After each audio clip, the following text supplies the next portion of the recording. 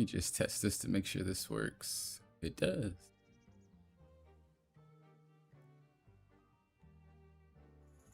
Welcome everybody. It is great to see you as always. Sorry for the little lateness of the stream. I started having some technical difficulties with OBS, but it started to work itself out. So we're chilling. We're chilling.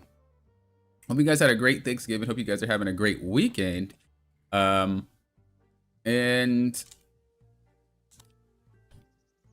hope you guys are ready for some reviews. Today I took kind of like a week off. I guess you could say I took a week off. I didn't really, but I did because I haven't uploaded content this week or streamed. But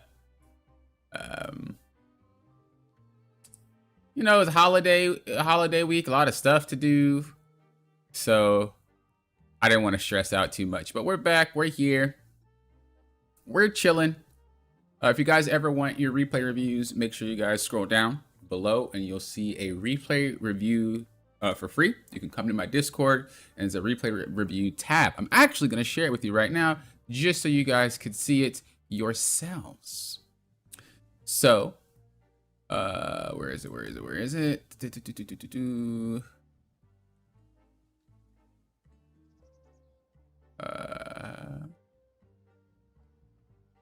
Here it is. So, if you guys want to come to my Discord, go to free reviews Marvel Rivals and just put down your review. Members do get priority. However, I still tend to get to people if you're not even a member. So don't even worry about it if you're not. Free replay reviews are for everyone. So make sure you guys check that out if you guys want free replay reviews. For the rest of you guys that might not want replay reviews, give me a quick second here.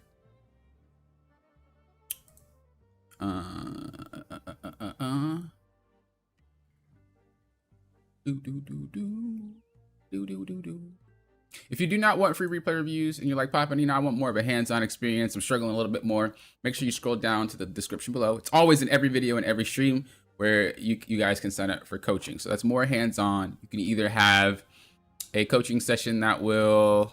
Did I delete this person's notes? Let me see. I can give you guys an example before I delete it. I don't think I deleted it just in case they didn't get it. But you guys can have a detailed notes kind of like this. Where is it? So this is a person's review that I did yesterday. And if my head's not blocking everything, you guys can see there's timestamps and I explain what to do. And I say overall what we could work on and things like that. That way they can go back and look at it because not everybody has a lot of time. So it's a great way if you like, you can't really meet up with me or anything like that. You just send that and at your own time, go to the timestamps and then you can see what I'm talking about. And it's kind of like an indirect replay review. And then obviously, if you guys want the true hands-on one-on-one sessions, then those are going to be where we meet on call. You ask questions, everything like that. All that in the description below. But this is for people who either just want to see what the, you know, just kind of get a little bit taste of what they may need some assistance on. So this is why I do them. And of course, members, you're the reason why I can't. That's why you guys get priority. So let's go ahead and see who is first. Before that, though, let me say hello to the chat. How are you guys doing? Nash, good to see you. Chaos, hello, hello. Chaos, you were here super early.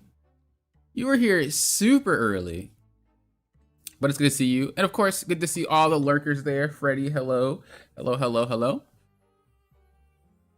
Let me see. Let me get this up.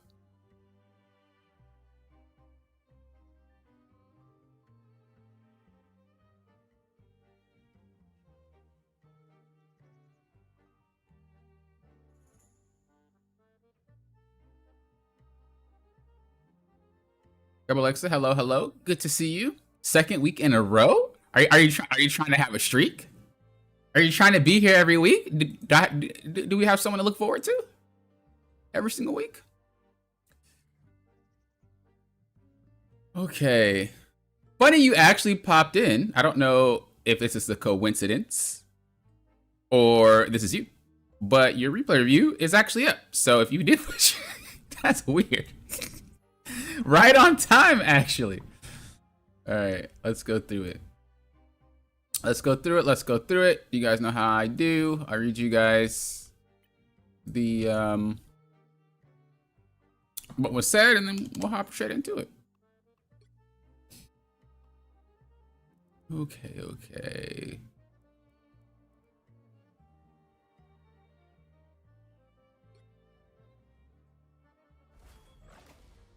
Lauren, hello. Good to see you.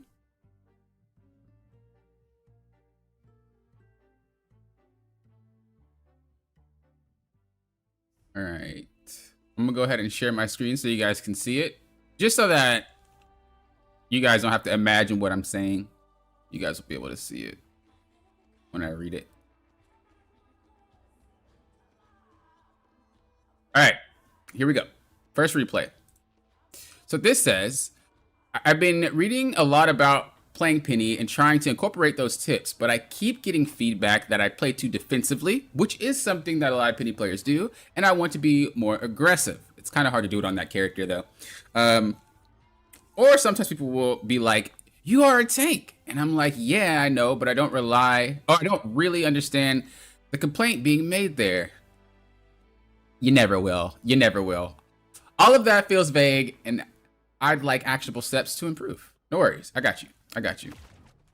Penny was actually my first tank ever because I didn't really like any. Well, I lie. I think the Hulk was my first one ever. And then it was Penny, because I didn't really mess with the Hulk that much afterward. It was weird. She was first, or he was first. And then I got into Cap. So I have a lot of experience on Penny. I whip her out every now and then, but I don't play her religiously anymore. The higher you go, the less she works. It's not like you can't one-trick Penny, but you would have to want to one-trick her. Like, even with Cap, I don't play him anymore, just because the character is just very hard to play at a certain rate. I'll still whip him out from time to time, though. But, alright, so you're playing Penny on attack.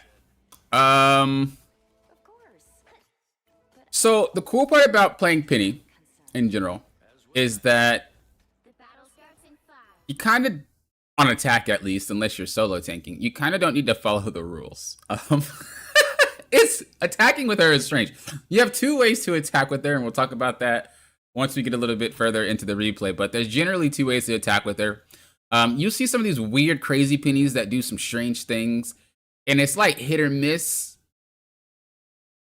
But I don't really play like that because I like to be more consistent with my gameplay. But we'll go over it. As always, you guys, if you guys want to, I might ask questions and stuff like that to get your brain turning. You can put it in the chat if you're watching the replay. You can always, have it in your mind. Just kind of answer the question in your brain and stuff like that. Or if you don't feel like typing at all, you also can answer. So let's go ahead and just kind of approach everything from a realistic standpoint here. What is our main goal? Our main goal is to hit this zone, right? It's pretty simple. That's what we're going to be doing. You have a few ways to do this. So Penny has two ways to play. Her first way is going to be more like a frontline tank. And you're not necessarily being aggressive with the character. You're being aggressive with the abilities. And we talked about this. Generally, tanks have two ways of being aggressive. Or two ways of making space. Because at the end of the day, that's all you're doing. You're making space. And I feel like that's such a generic thing to say. Because I feel like you always hear it. Making space. It's not... It's important to understand that's what you're doing, but it's not as simple as it may sound sometimes, especially with certain characters. So this is why I usually break it down like this. So the goal as tank equals always make space. It does not matter how you make it, always make it. You have two ways realistically to do it, or you have three. So the first way is by abilities. Right. Second way is going to be by, I'm going to just say your body.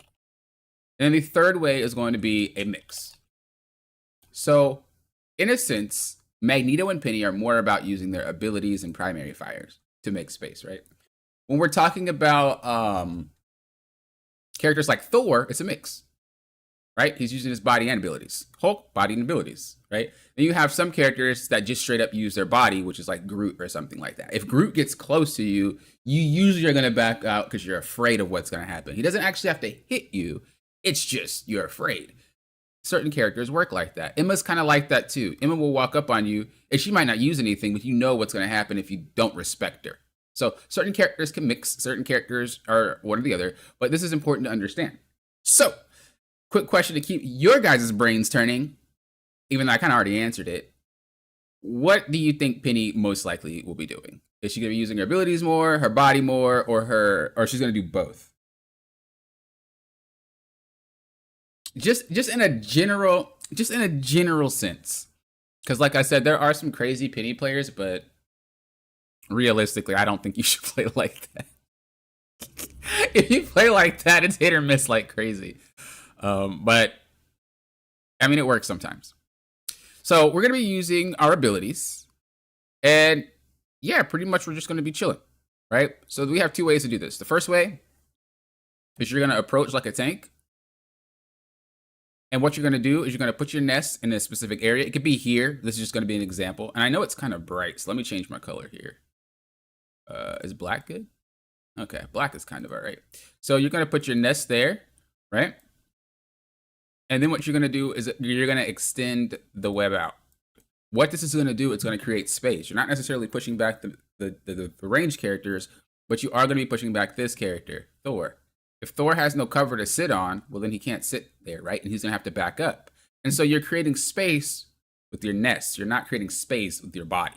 So being aggressive doesn't mean getting KOs and running them down. And that's not what being aggressive is. And this is why sometimes it's not a good idea to listen to what people say, because odds are if they're where you are, they don't know how to get out either, right? So it's like the blind leading the blind. If I'm in gold, you're in gold, and you're telling me how to not be gold, but you're still in gold, doesn't matter. So never really listen to your teammates like that. The only time I think it's important to listen to your team is like if they say something that kind of makes sense. So I would used to play Cap, and I used to think that, dude, I'm playing Cap, I'm in the back line, and my team's never doing anything. And one person said to me, they were like, why do you play like that? We can't really do anything. And that's not really flaming, but it really had me think about like, well, why would you say that? So I watched my replay and I understood really easily what they were talking about, even though they didn't really know how to articulate it. So sometimes it's good to listen like that, but for the most part, most people don't know what they're talking about.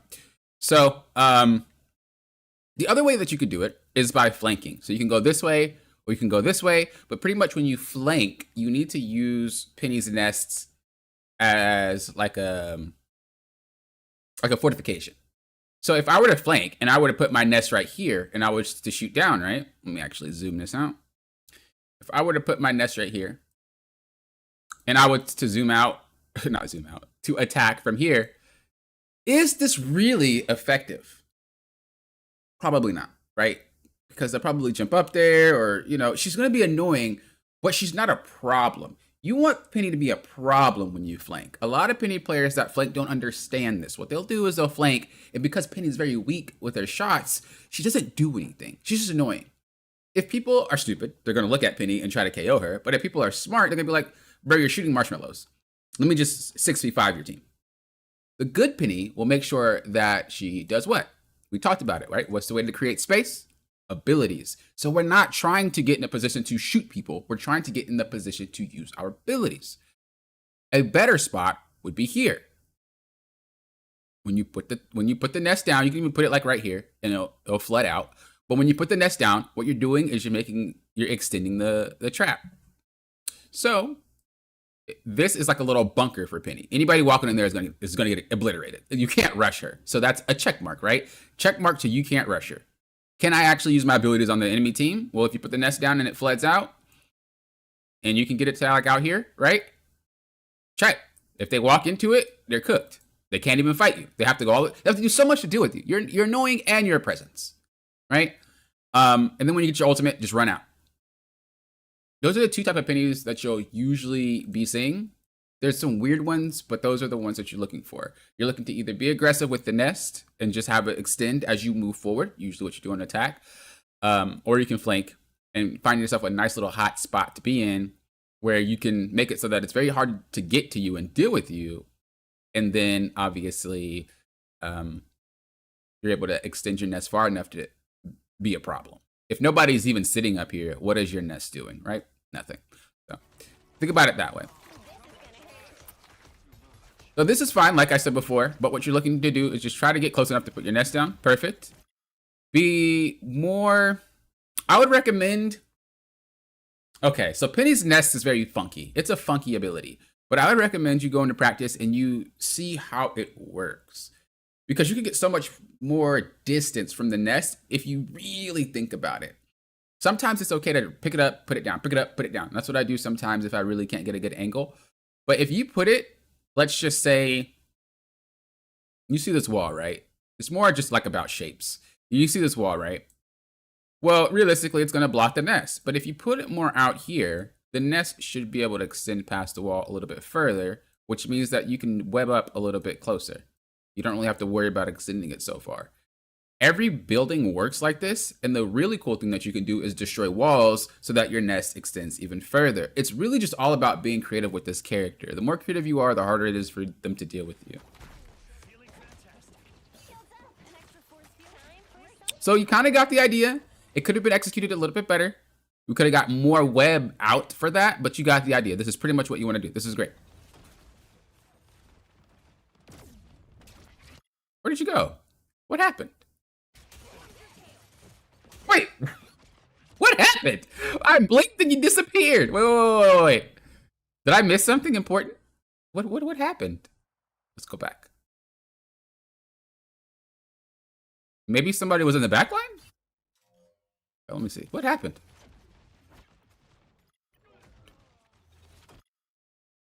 Why'd you run away? Okay, so okay, this isn't really a Penny specific thing. This is actually something a lot of tanks do. When you commit to something, you have to commit. You as a tank are a bus driver. I always say it, you're a bus driver, right? You're the one controlling where everybody goes. If you flank, your team already knows you're doing that before any fight happens. Oh, you lagged? Okay, because I was like, why did you just split? Okay. Well, if you're just trying to get your lag back, that's okay. But I know Mr. Fantastic got KO'd, so that's why I was assuming maybe that's why you ran away, to reset. But you have to be careful about doing that, because if you decide to flank, they know you're flanking, and they're not going to play to you. But if you play how you're playing, which is fine, and you get in the front like that, if you leave, who's driving the bus? Right? So you're basically saying, good luck, guys. Not only does this put your tank in a really precarious position, having to solo tank, but you're also making it so that your DPS front lines. And that's something to really think about. So if you're going to back up slow, but piecing out like that is very sketch. And I wouldn't try to do that. All right, so looking at their team, you guys are getting obliterated. And it's generally because that's a very, very heavy poke team. We kind of talked about this before, what sides are poke and what sides are not. Their team is very poke heavy. This means that you're not going to win this war because you guys don't have a poke heavy team. They have a lot. I think their whole roster is poke. So you have Jeff, you have Squirrel Girl, Thor can poke as well. Then you have Mag, and yeah, their whole entire team is poke. You guys have 1, 2, 3. You're not winning the poke war. Whenever you realize you're not winning the specific war, you have to figure out a different strategy. How can I make this work? So this is where you would start flanking as Penny. I would flank instantly, because what this does is it makes them look at you and it relieves that poke stress from your team. So if there's 2 people or 3 people looking at you, they might not fight you, but they will look at you. It makes it so that your team could push forward into the 3 and not have to worry about being so oppressed. Magneto can't push forward because he's afraid of getting blasted, and the rest of your team is also getting blasted. So you just can't win this war. You have to make it differently. Or you have to make it play different. Oh, okay. Well, this guy should get clapped. No! You should have fought that guy. That was perfect. That was perfect. Okay, I know what's happening. I used to be like this too. So I don't know if it's intentional. For me, it was kind of subconscious, but a lot of people will play Penny like a ranged hero, thinking that she can't really fight melee. And I will say, she's not the best melee fighter, but she can still hold her own. And So you don't want to think of her as like a ranged character. She is straight up just she's as ranged as Magneto is. She's not a sniper, but like Magneto can still straight up fight you if he needs to. He doesn't want to, but in a situation where he just dove your entire team by himself and he just blocked off himself from his healers, I would have taken that fight. It's all about the advantage. You had no reason to be afraid, and again, you left the person and no one was driving the bus. This guy gets KO'd because you left him.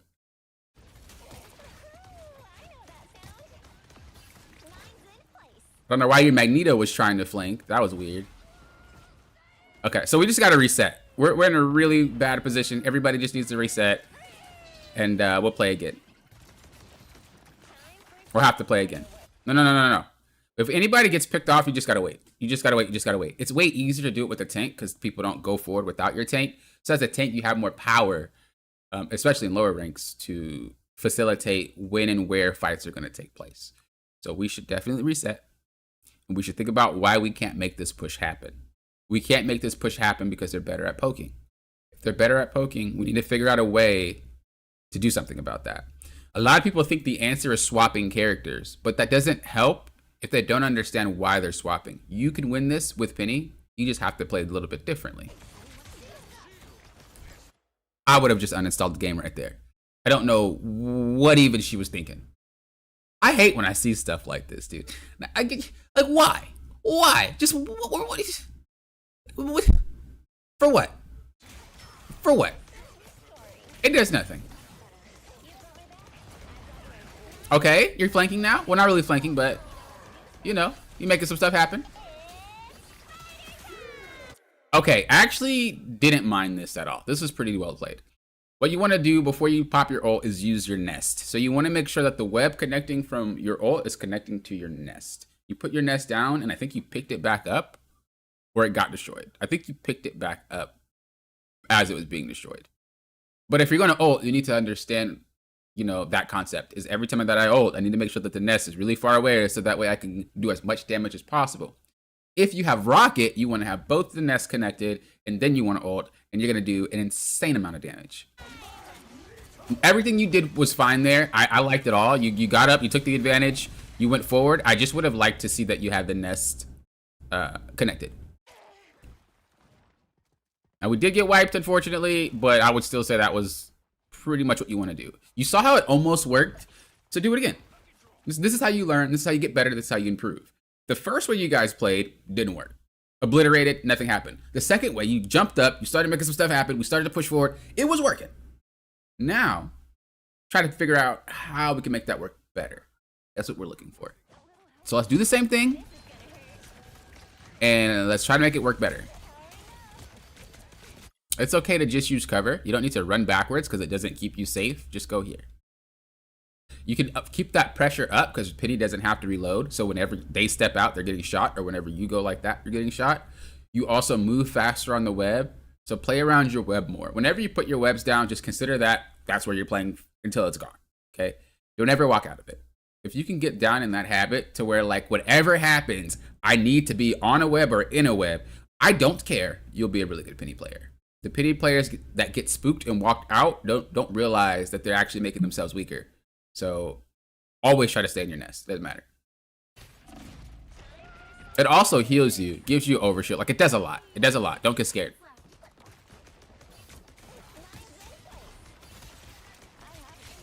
Perfect. Okay, we're doing it again. We're doing it again. Now we gotta wait. Now we gotta wait. This is fine, but you know your team kind of got obliterated. We're doing good. We just gotta wait. Chill out. Let your team get close enough. You know, look around. Where you guys at? You guys are super far away? Okay, then don't do anything. Don't forget to look. It's 2 seconds. 1 second. Where are they? That is going to tell you all the information that you need to know before you make a play. Okay? But you are in a great spot right now. All we're doing is waiting. And if you could go over here and do some other stuff, that's cool. But just for starters, this is good. And we need to wait. Okay, and then you backed off. That's the second time. That's the second time that you backed off when you didn't have to. When Thor was here. Oh, that's the third time. When Thor was there, when you were here, and then when you're up here. So that's 3. Are you just afraid? I know you said that before that you got scared, but with those 3 back offs, are you like afraid, or do you feel like you're gonna get KO'd? Like, why do you just leave like that? Why don't you just sit there and hold your ground? I think this is a silver 1. Yeah, I think it's a silver 1 to gold 3 game.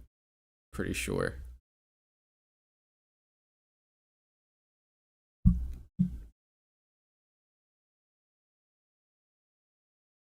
But yeah, what makes you back off so much? Because in neither of those instances, you were actually in danger. It's like false danger. I bet some of you guys that watch me is like, bro, not everybody plays cap, okay? Not everybody wants to try to survive with 1 HP. I'm crazy when it comes to my HP. But yeah, you weren't really in any danger here. This is fine. Only person that can't see, your team can see you, but their team can't really see Thor from where they're positioning. If you went over a little bit, you kind of see how that wall blocks. This is just kind of like learning. This is just kind of like learning how the maps work and function, and you can abuse the environment to your advantage. This is something that you don't really see until like really high ranks, to be honest. And I'm talking about like really high ranks.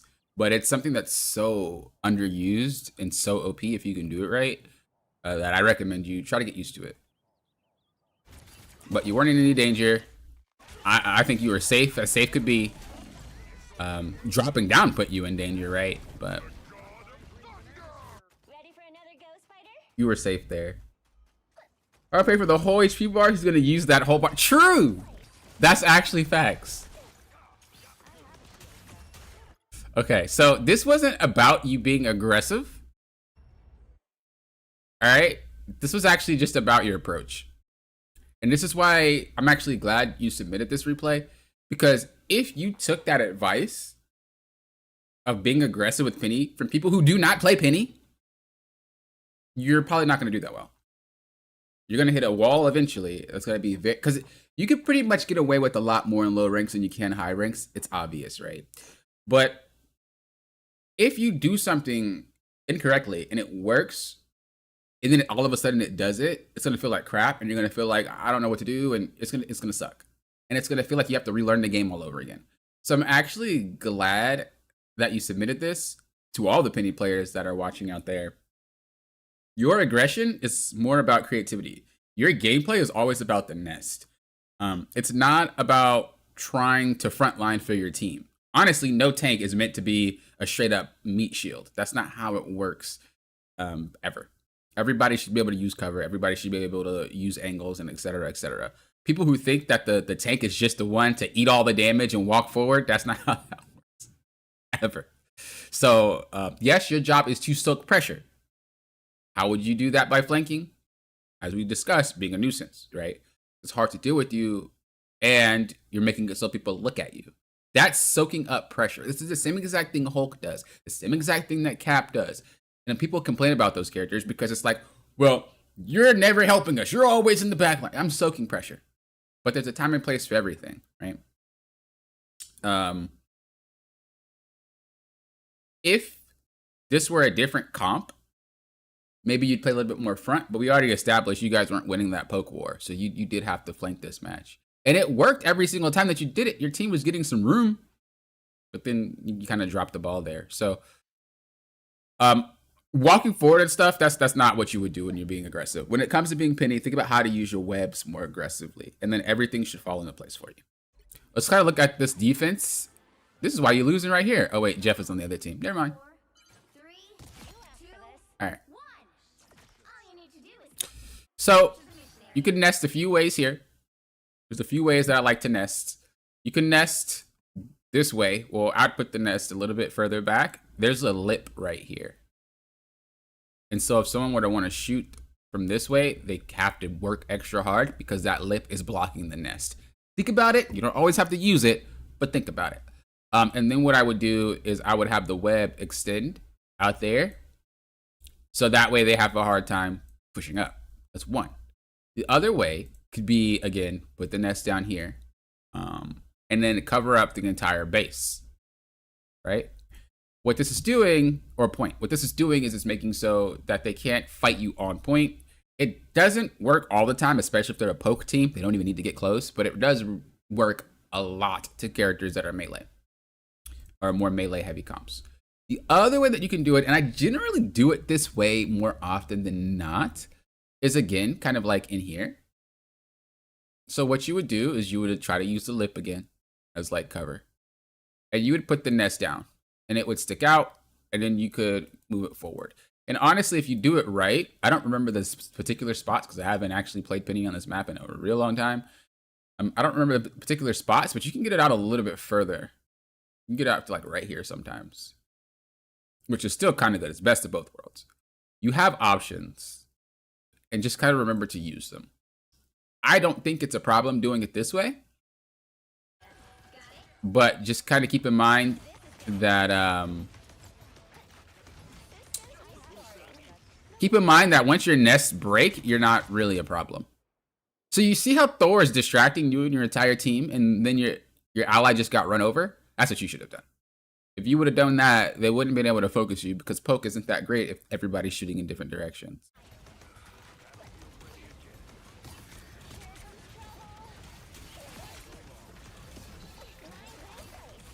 Okay, because your nest got exploded, you're not really much of a threat anymore, and the team can run you down. You can see why it was very important to have the nest here, because it's very hard for them to shoot, right? But the people on the right side, people over here, can't hit it. So it's very, very difficult for them to push through like this. Again, in here is the same concept. Right? It's very difficult for them to do anything because they can't shoot the nest from these locations. They have to work harder, and that's what you want as Penny. You want people to work as hard as possible to break the nest. If it's very easy for them to do it, you're gonna have them broken and get run over. And there's not really much you can do about it. Also, Thor wasn't really your problem. Your problem as a tank is wherever majority of the players are. Yes, you can look at Thor and shoot him a little bit, but that's not it. Whenever you're, doesn't matter what character you are. This is just general tanking advice. Your job is to handle where majority of the players are, because that is going to be the one to lose you the game, right? If Thor by himself were trying to rush a full team, how successful will Thor really be?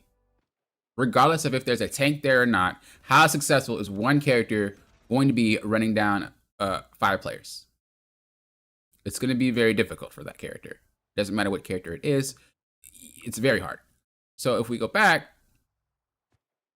how you're putting all of your pressure here. Yes, Thor is there, but you have an entire team to deal with. And Thor is also a melee character, which means that he can't even do anything unless he gets close. So your nest would accomplish the goal of watching out for Thor anyway. If you put more firepower down range, if you were to help your team more this way, I don't really know why your mag was that far up, to be honest, playing with a Penny. You know, I don't really know. Him getting KO'd is not your fault, by the way. I'm just saying they wouldn't be able to rush your team down so quickly if you were here still shooting and shooting and shooting and shooting your team. Everybody was looking over there. Everybody was distracted by Thor, and it just allowed them to walk up for free. It wasn't that their team was good. It wasn't that their team was bad or your team was bad. It was just they walked for free. They didn't have any contesting. Right? But if you were here and focus more on this fight, people would be lower. You'd be able to do a lot more damage. You'd have a lot more mines placed over here, and all that would be set for you. So I think overall, I'd play around your webs more, find better locations for your nests. When it comes to being aggressive, you have 2 ways to really play it. Use your nest and extend the web, or go for a flank and find a little spot that you can hide in. So that way, if they rush you, they get exploded. And you're able to still use your abilities, not just your primary shots, because they don't do a lot of damage, but use your abilities, your mines and stuff like that to also assist with the team. And they have to kind of like focus on which one. Based off the match, you're going to have to pick and choose which one's best. Don't overcommit to one style over the other. But that's something you have to think about. And then when it comes to just team fighting in general, your attention should always be where a majority of the enemy team is. And one little trick in order to frontline, because a lot of people think Penny can't frontline, what you do is you get your overshield by standing on your nest. Actually, let me just show you real quick. I can just exit the replay. I could just exit the replay and show you real quick.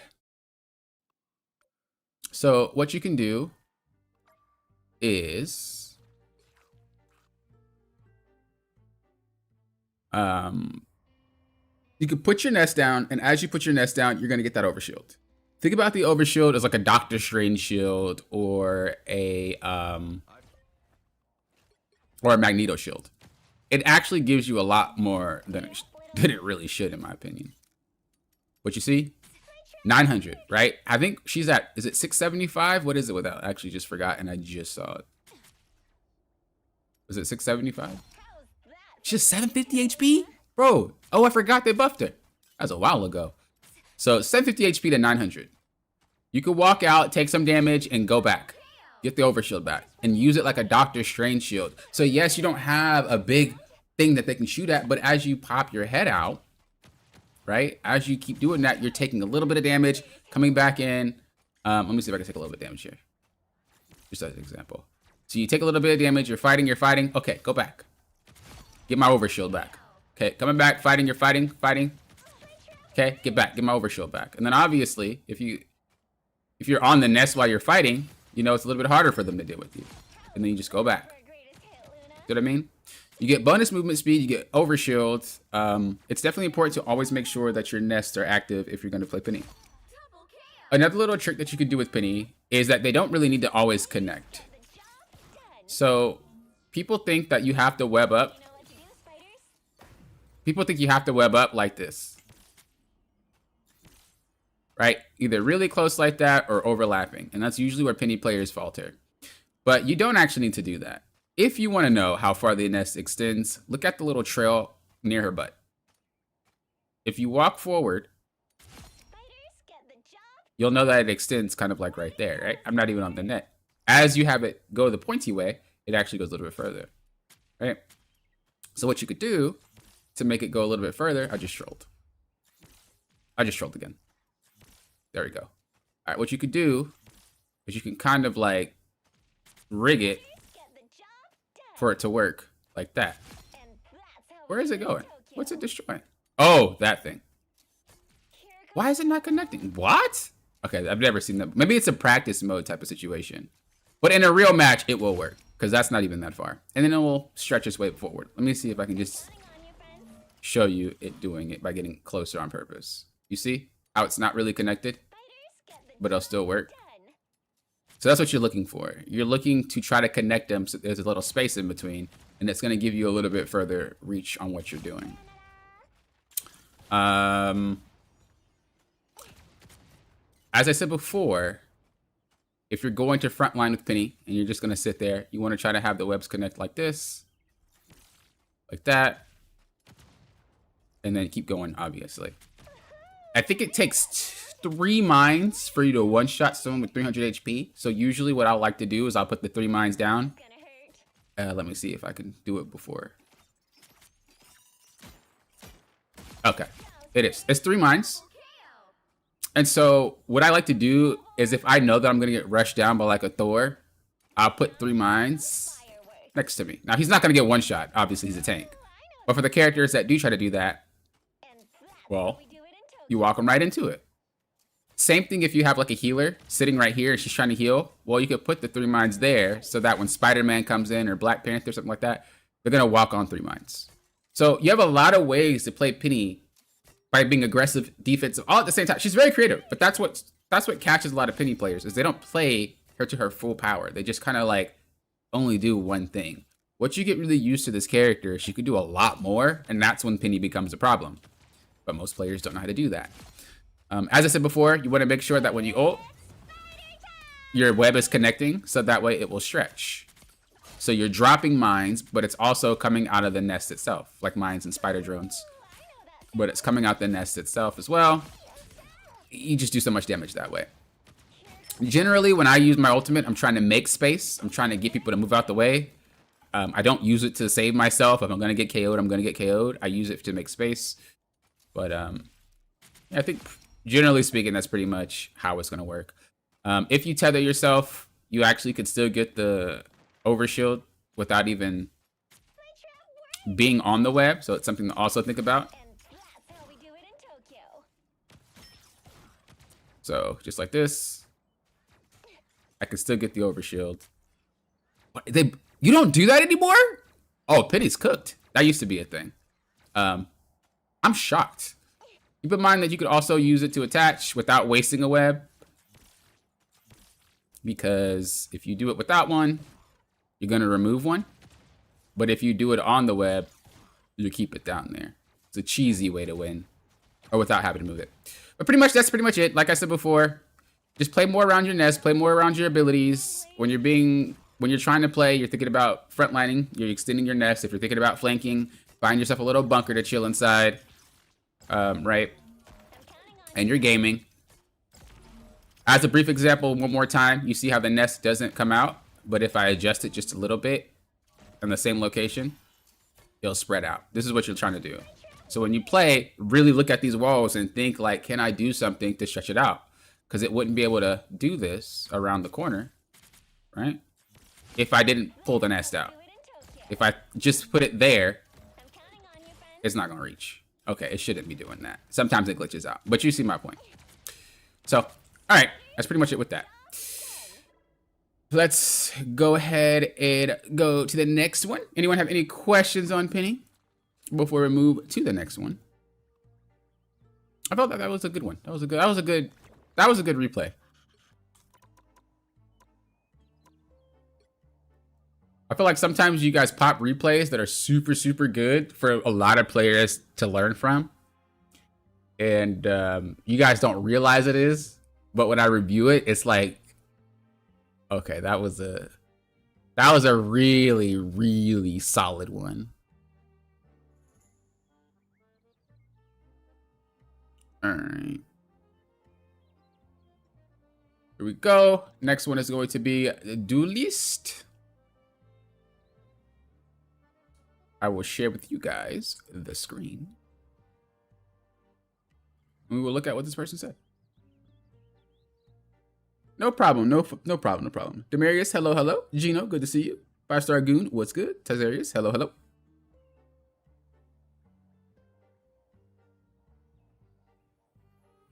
This is why I play all the characters too, because I feel like people don't really have an opinion on things if they don't play the character. Like, they have the basic things, but I played a lot of Penny, and so I know there's a lot of problems with that character. Well, she was way worse like when she first came out, or like when they first dropped the game. But there's certain things I wouldn't be able to tell you if I didn't play the characters. This is why I play all the characters. I have a better understanding about everything for you guys. All right, this was by Alexander. They said, first and foremost, I will admit I was feeding. But sometimes you gotta put the moon in the bag and carry damage-wise. I want to know your opinion on how to position better and get killed less. Okay, very straightforward. Very straightforward. I'm like that sometimes too, I'm not gonna lie. Sometimes I'll sack my KDA and just be like, Alright then. Alright then. Just sack it. What's up, Murray? Hello, hello. Rogue in 2 weeks. She is. I think based off that image on that new mode, she's gonna be a Vanguard.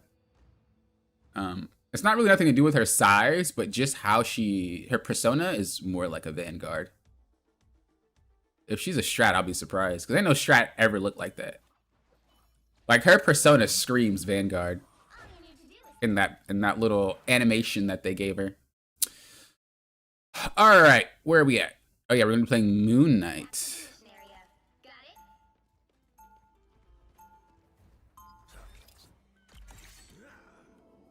All right, with Moon Knight, for the most part, especially this version, you have a few ways to play. Old school Moon Knight was just flank all the time and find a spot to one-shot people. But he's so strong right now, and I recommend anybody to abuse this character. Abuse this character if you play DP, bro. This dude's free. But it used to be that, but now you can play a little bit more frontline. You can play a little bit more team fight oriented. What I will say is never get this close. Let your tanks lead. Because all it takes, especially in a spot like this, is you're going to get run over. Everybody's out of position here. This is crazy.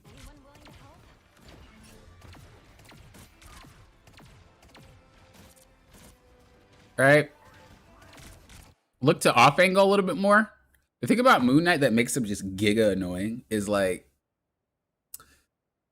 if he off angles, you sometimes don't know where he's hitting you from.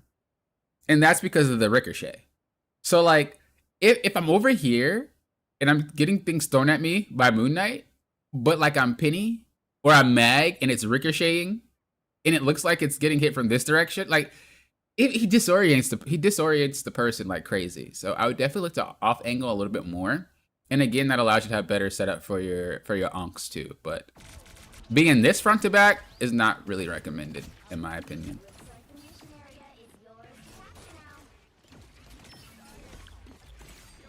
Like, you really shouldn't be in the fight like this.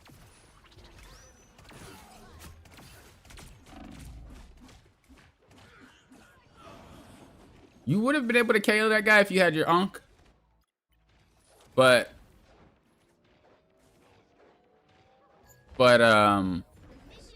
all that only happened because of how we positioned. So I wouldn't even really cared about that fight because it doesn't matter. It's where you were at the start of the whole fight in general.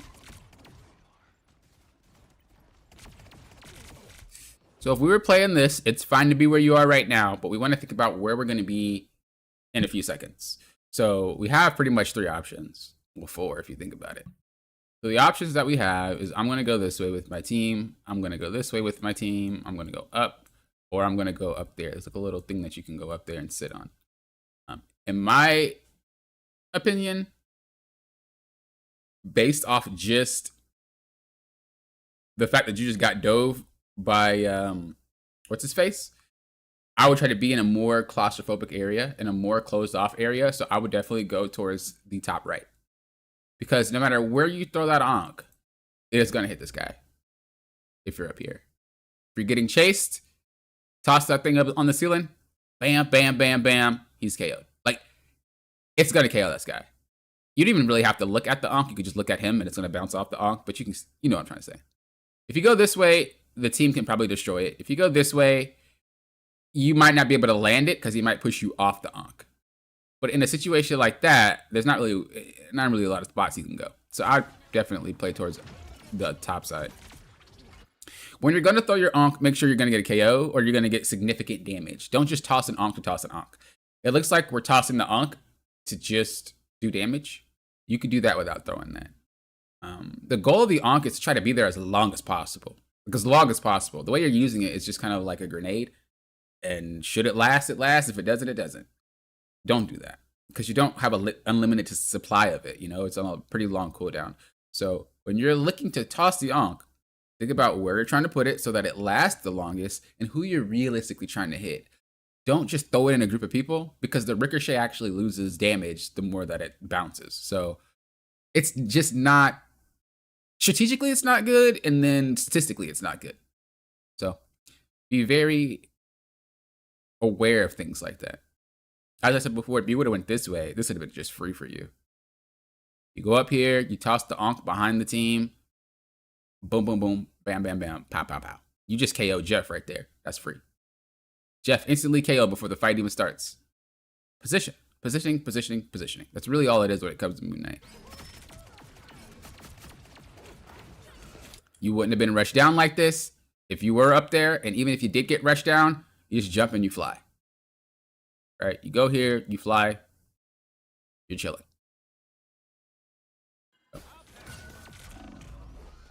We're just playing very, very front to back heavy, and we're just kind of relying on just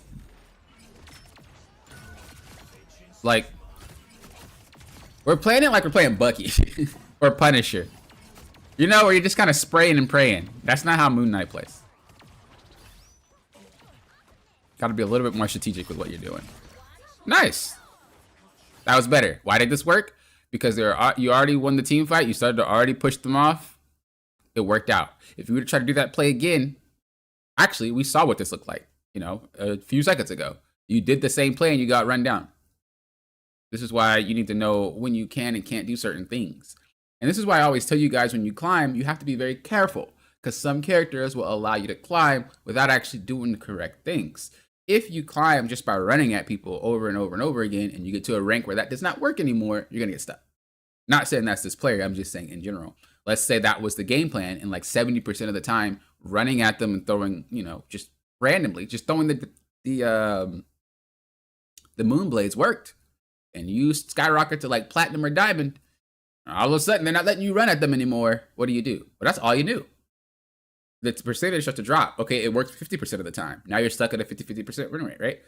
Then it works 40% of the time, 30% of the time. Now you're just getting down, and now we blame EOMM. No. It was because we did not learn how to play the game properly in the first place. This is why it's important to play one role and have a selective few of characters, because you start to learn matchups, you start to learn how characters behave, you start to learn the movements of things, how to deal with pressure, all that extra good stuff. You start to learn all of that when you play that one character. Or two. Or three. I would have waited only because we know that their characters are Magic and, I was going to say Doctor Strange.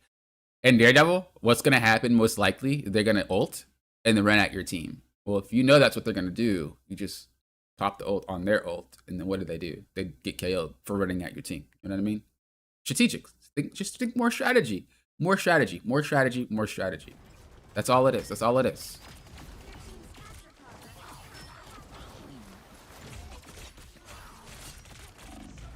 If we positioned higher there and anticipated them running through our team, could have got the KO on that Jeff as soon as he ate, because you would be able to toss your Ankh down and one-shot him. If we didn't use our ultimate, you'd be able to use it there on the Jeff, and he gets one shot. All it is just decision making at the moment. It's not like you can't press the buttons. It's not like you don't know how to move around. It's just decision making. A decision making and ability usage here. That's all it is.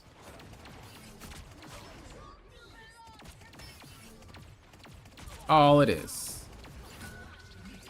That was a good Ankh throw. Stopped her from pushing forward. Get higher, once again. I really would like to see you take high ground a lot more often. You know that Daredevil's gonna ult soon. I know you want to ult because you get it faster than almost everyone. But yeah, exactly. What if you just ult yourself? Right then and there. And then you just toss your blades on this Ankh. Dude, that guy's obliterated. Decision making. That's literally all it is. All it is. This must be like gold or platinum. Players generally start having issues when they hit gold and plat because they don't have that decision making. By the time they get there, they're just playing their character. And then once you like gold or plat, that's kind of generally where you need to start focusing on your choices. Once you hit like diamond, you understand basic choices, but you still don't understand like when to do things, but you understand what choices you're making. I think this might be gold or plat.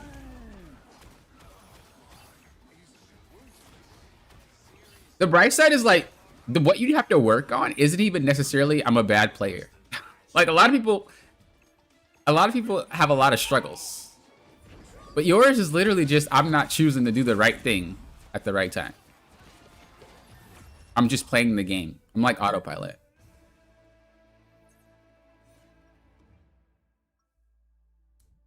That's all we have to work on here. And generally speaking, DPS is more or less always like that. It's really just down to what choices you make. Like some people think that dive DPS have to think harder than other ones. No, they're kind of similar. Did they remove him? He's awake. He's up.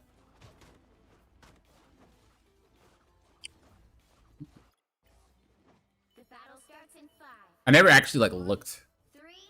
That'd be weird if he was still sleeping, huh? Like, aren't you in the character select, bruv? You must be my twin. Same thing, high ground. Same thing, target priority. Way too up. So the thing about Moon Knight is this dude is like giga quiet. I don't know if anyone's ever really tried to listen for this character.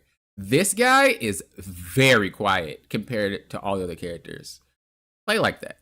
We're playing so You know exactly where I am at all times. And you don't necessarily need to do that at the moment. I like that, though. That was well played. But you don't necessarily need to do that all the time.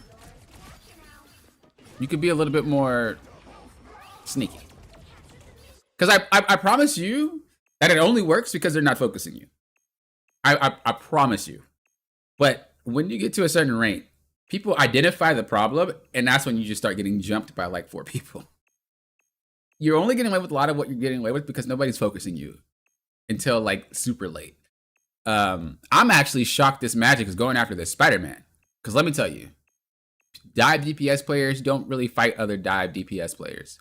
I'm actually, as much as I hate you, Magic, you as a player, round of applause, because that does not happen that often. Balanced, by the way.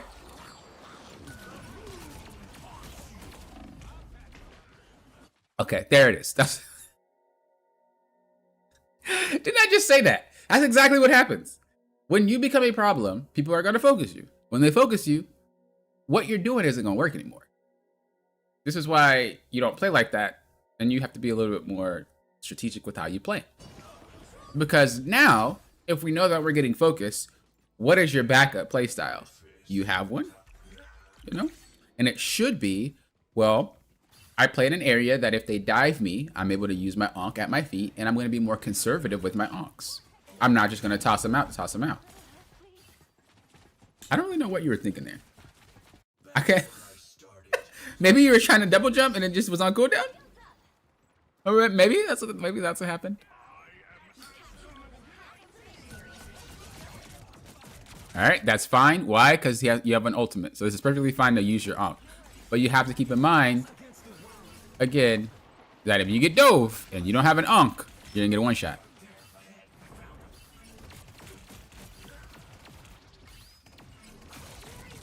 I like this. I like this a lot. You're off angling. You have a health pack right there. You're chilling. We didn't use an Ankh. Everything's great.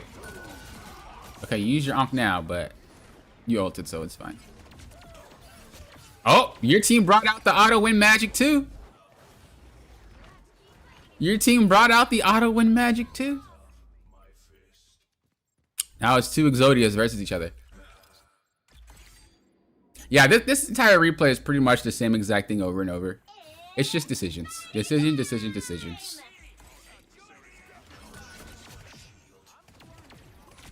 Either you get too close and you don't have something to protect yourself, or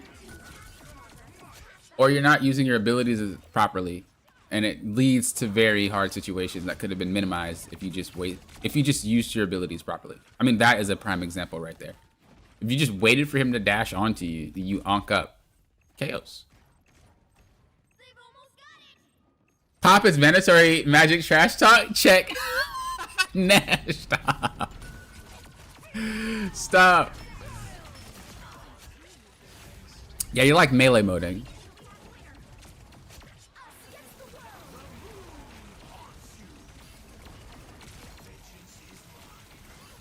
You see how sometimes you're rewarded for what you're doing, and then other times you're just completely obliterated? That's what I'm talking about. This is why you're getting KO'd more often, is because there's not really any decision making being made. We're just playing. We're playing to play. That's not to say that you're bad or anything like that. Like, your actual gameplay is fine. It's what's behind that gameplay that needs work, especially if you want to climb to higher ranks. It's not even just a Moon Knight issue. It's like, whatever character you play, you need to have some sort of thought process behind what you're doing, because if what you're doing doesn't work, which is basically brute forcing, if that doesn't work, you need something else to rely on. You need something else, a different strategy. This is why players typically swap characters, because they think that's the answer. Well, I got obliterated playing Moon Knight. Could it be because of how I played? It has to be the character. And they swap, and they swap, and they swap, and they lose. They don't really understand why they're swapping. I always suggest focusing on your playstyle first, because you can swap your playstyle while still staying on the same character. And when you truly feel like you need to swap a character, it will make way more sense to you, the player. So playing like that is always the best thing to do. Again, that improving at your decision making and just being a little bit more strategic in your gameplay really helps for all roles. It's not just DPS and it's not just Moon Knight. So the bright side about that is like you will definitely get a lot out of it when you do that.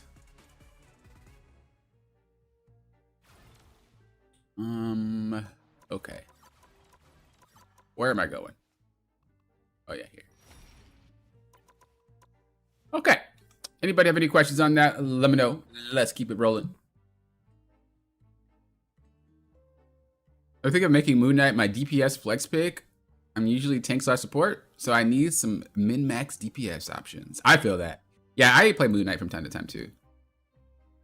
Sometimes that character is just too good.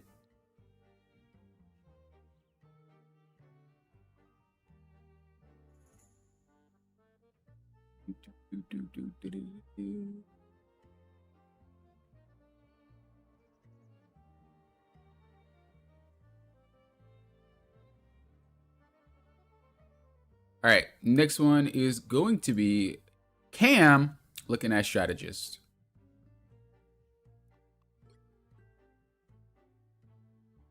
All right, so I'm not gonna put it up because Cam's pretty short. I feel like no matter what I did, we was lacking in something. Where did I go wrong?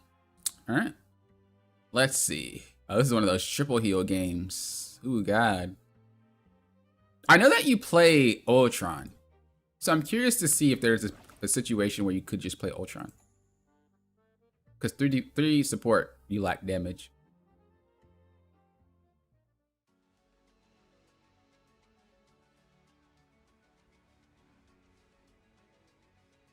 Yeah, turn up. And again, that's autopilot. You know, that's not really thinking about what you're doing and why. If you were to go to the same spot and you save an Ankh and you know that they're gonna come, you can outplay them, right?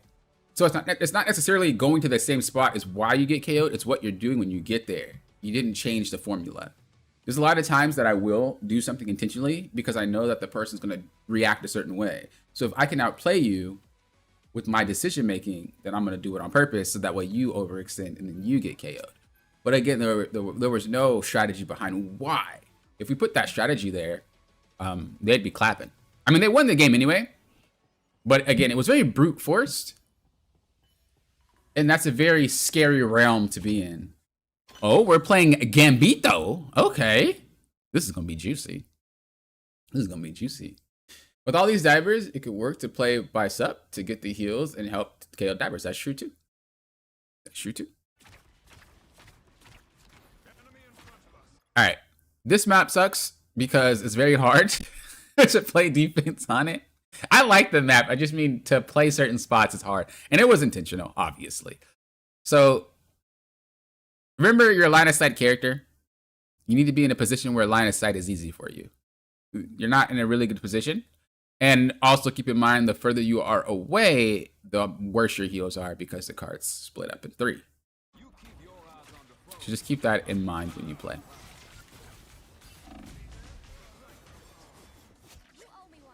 I think just because you weren't ready, you got KO'd. I feel like if we were ready, we would have been fine. But we kind of just ended up in a spot without any context. Let's try again. We're gaming, we're gaming. Okay, I like this spot. You're chilling. Just play a little bit more to the wall. Remember, when you're near the wall, it cuts off people from looking at you, but it also allows you to focus on the target that walks past that line. If the thing starts walking forward, you can hit this guy for free. No one's damaging you at all. He's just getting lit up.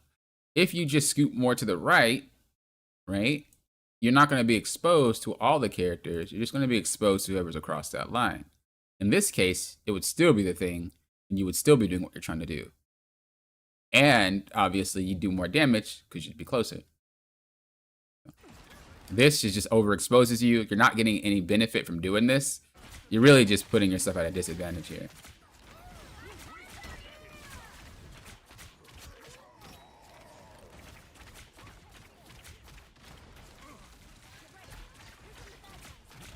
Mind your spacing, mind your spacing. Remember, it's a dogfight. Always do the dogfight. like those old cartoons with the when they fight, there's a puff of smoke and you see the arms flailing out in the little cloud of smoke. Same thing. Every team fight generally has a central location. So whenever that location starts moving, you need to compensate. If you know it's going to be pushing towards you, you need to start moving before it starts happening, because it'll slowly approach you and swallow you whole. You don't want that. You always want to keep a safe distance.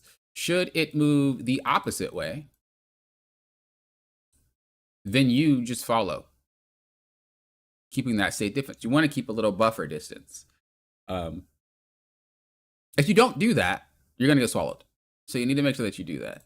Let's see what happens. You see how it kind of moved forward and you were really close?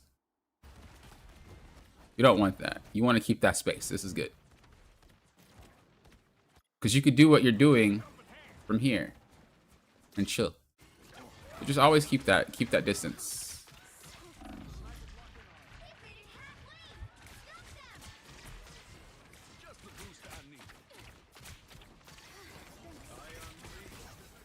I hear Blade. I don't think you noticed that he was there. Did you? Or you just ignored him? Boy.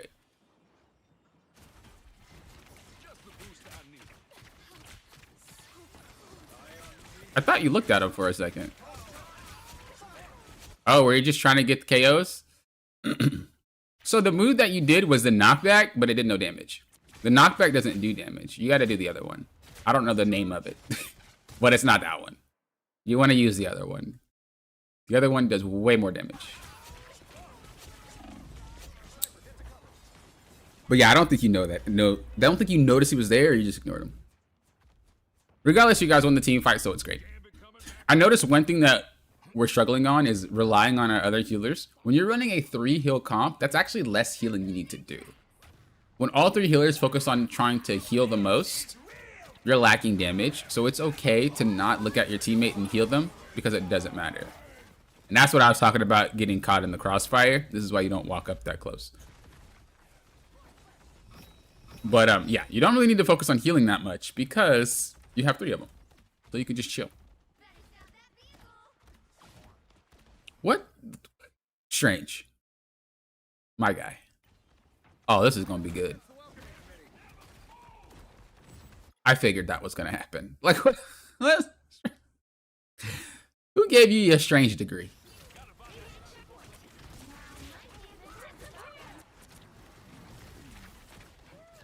Whenever you're using the purple with Gambit, if you're going for damage, do the explosion.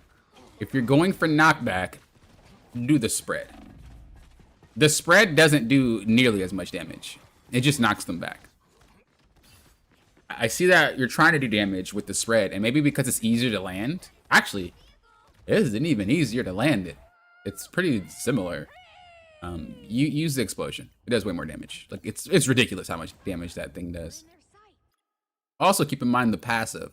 So if you have the health card and you don't use it, you're getting healing as you're holding it. Okay.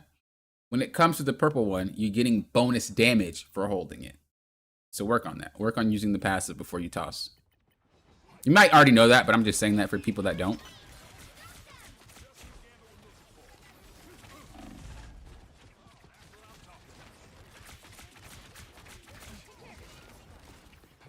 I would be tilted too. That was a pretty strange portal.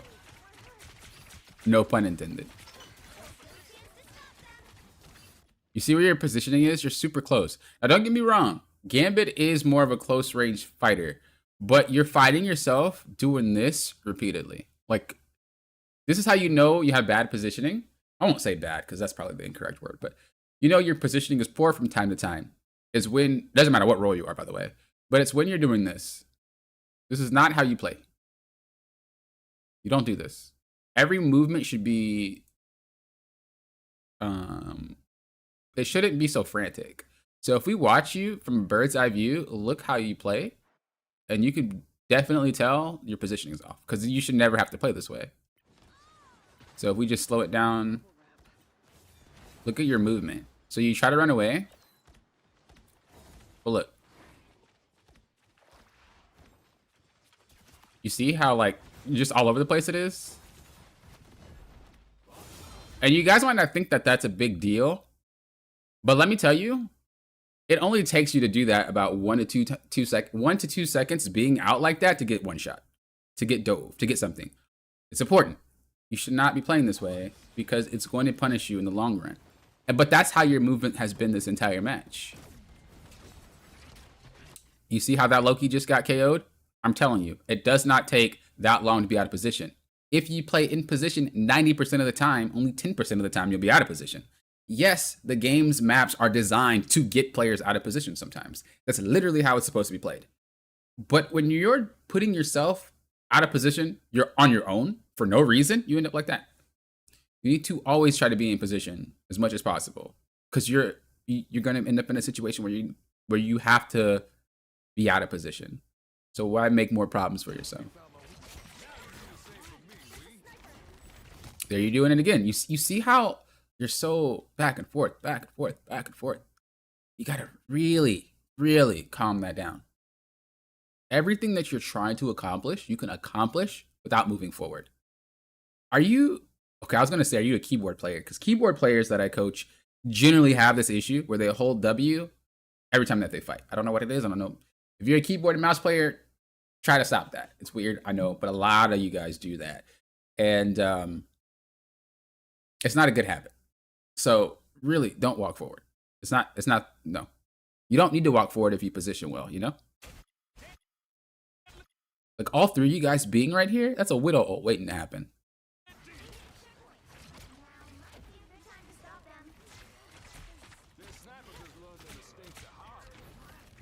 I don't know if you're trying to get more damage off.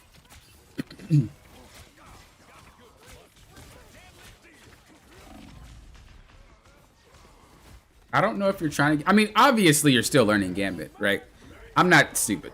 Like, clearly you're still learning him. So I do understand that. That's why I'm not saying anything crazy Gambit specific, because he's a new character. Everybody's still learning him, you know what I mean? But the positioning thing is just something that every character or every player needs to understand. It does not matter who you're playing and what role you're playing. You shouldn't be in positions that are very difficult for you. It should make the enemy team's job difficult, not yours. Now, I'm not saying this whole run is your fault, obviously. Because it's not, right? But we could have done a lot more, because every single time that you get KO'd, you're off the map.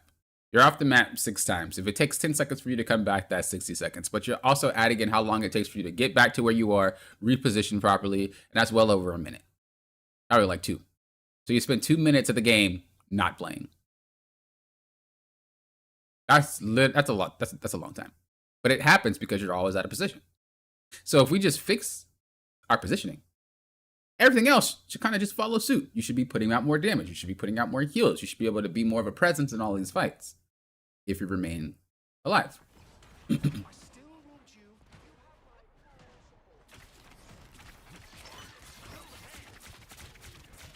Same concept, just do it from here. You're blocking off everybody over there, and on top of that, you're a little bit closer to do more damage. In this position, all it takes is for you to get one tapped. I want you to get in the habit, whenever you dash, spin. Every time. If the slam isn't up, actually I think the slam comes up faster than the dash. So if the dash isn't up, there's no real reason to slam unless you need to for melee purposes or just healing. You know what I mean? But like in general, every time you dash, spin. When you're attacking, spin. When you're running away, spin. When you're repositioning, spin. Just spin all the time. Just every single time. There should not be a time where you're dashing and you're not spinning. It will help you tremendously. Tremendously. Tremendously. It's actually so broken how that move is busted.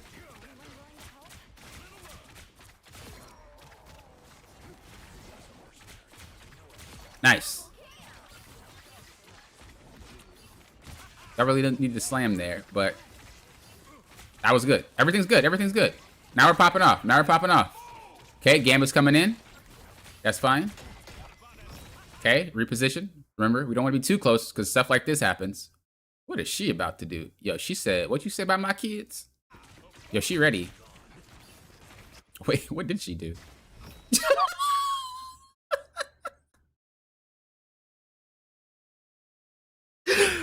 Okay.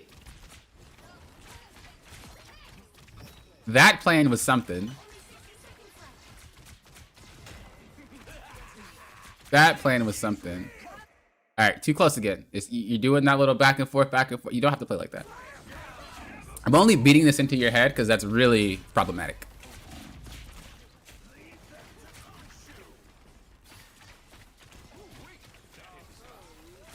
Now you're gaming. Okay, using the Groot as cover. Yo, what is actually the name of this thing? Is it? It's not Groot, obviously, but I call him Groot. Is there an actual name for this thing, or is he just no name? And what is it? Flora Colossi? Does he just not have a name? He's just called a Flora Colossi?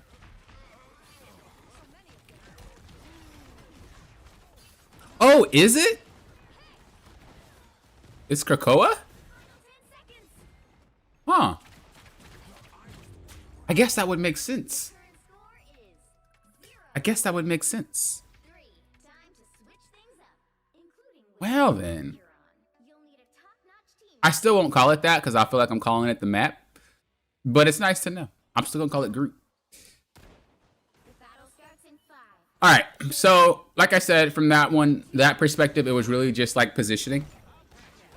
I know you usually play Rocket, so your positioning on him would be a lot better.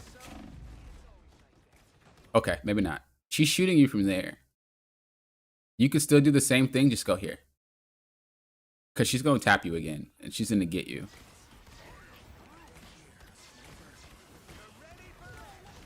So the main goal that you're trying to have as a healer is to say, how can I put the whole team in front of me so I have to work less? If I don't have to turn my camera to heal or look up and down to heal, unless there's flyers, obviously, where can I position so that I do less work and I still kind of pocket if we need it? Every healer works like this. Every healer could be a pocket healer. Pocket healing is a strategy. It's not a character-specific thing. So even people call Rocket a pocket healer, he can still fight, right? So it's where can I be for that to happen? In this particular moment, you kind of need pocket healing because there's not a lot of space for you to start making moves. But once it happens, you're chilling. This would be a good spot. It's less work you have to do. Should you have to heal, you can do it from here, right? Should you have to heal, you can bounce it off this little wall right here. And it'll go back out and heal your team anyway. So it's a good spot. You can even do it from here, but I just be sketched because she might snipe you. But if you're not going to get sniped, you can do it. But I think right here is a pretty solid like spot, unless there's someone standing right there. Where you are right now, you see how you can't heal that fight over there? And you're trying to heal this. Like, you have to do this repeatedly. So get into a spot, no matter what healer you are, to where you don't have to do that as much. Even if you were to heal from this angle, it would still help. You're healing Emma and you're healing Groot at the same time. Right? I always think about that whenever fights are taking place. You could shoot these guys. They're not in any danger. They're not low. You could just shoot. That's all you guys need is damage. So I would, like I said, I probably would have gone Ultron. It kind of sucks because you have a Jeff. But I would have gone Ultron or something. You went in Viz? Okay. I still would have gone Ultron. We need damage. They have 3 healers. So if we look, they have 3 healers. One of the things that they actually are lacking in is sustained damage. So they have Black Widow, but you have to actually land all your shots to have your damage. And you have Blade, which doesn't really have sustained damage unless he's a melee, right? So realistically speaking, they don't have a lot of sustained damage to fight you guys. But if you look at your team, you guys don't really have sustained healing. And you guys don't really have pressure. Now, we did swap from Thing. We swapped him. I think the Thing was possibly Blade. So we do have more damage now. So you could go and deal with more heals. You suck with Ultron? I mean, it's not hard to play him. If you guys get 3 healers again, then yeah. So we need damage again. So I would play Ultron. Or play another damaged healer. If you want to play Mantis, that's fine. But you got to play something that has more damage because you guys are lacking. Also, all the heals that you guys are playing are targeted. Like, they have to actually shoot at the target to heal them, which is another thing that makes it difficult to play the characters that you have. It could work, but this is just how I would think about the situation and how I would think about what we need. It's like, do we need damage or not? So we won this fight, but it was based off our ultimate. So this just tells us that every single time that we play this fight, we need to win off ult.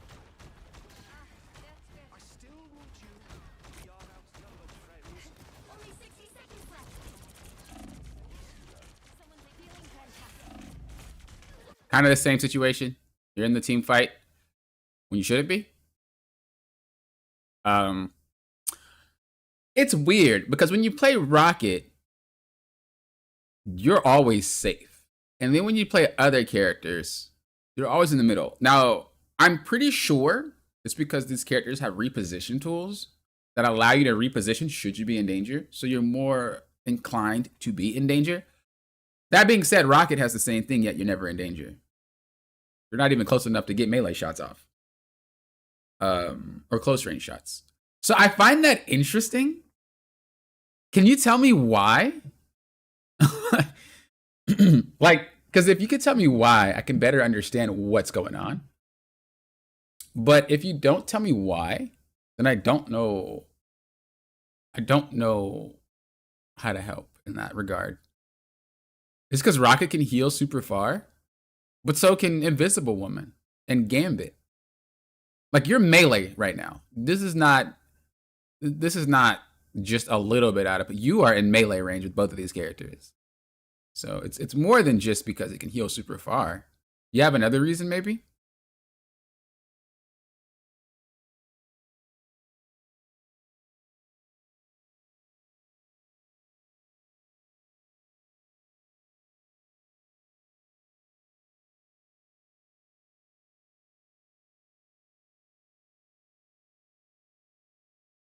What's up, Wham? Long time no see. Hope you're doing well. Hope your family's doing well. Hope you had a great Thanksgiving. Hope your channel's doing well. I've actually been peeking in your channel every now and then. But yeah, I hope everything's going all right. But yeah, you're just really, really close with these two characters. And they don't heal from that far. I mean, they don't have to be super close to heal. That's what I meant to say. I feel more comfortable on Rocket for the moment and time. That's the thing. Like, wouldn't you be closer with the character you're more comfortable with? You know? Wouldn't you be more inclined to fight if you're more comfortable on a character? So it's like backwards. You're in high school now? Okay. Okay. I remember my high school days.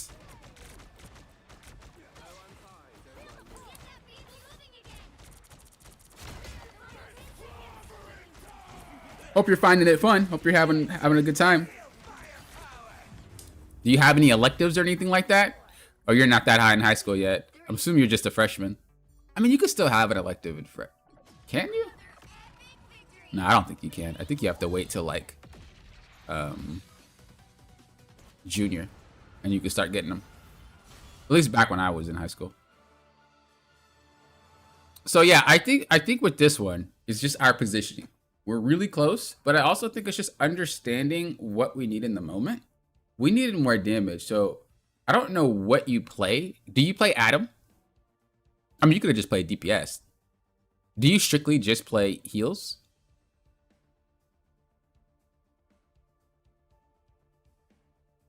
You don't have to be close if you don't plan to shoot. I mean, I guess that's true.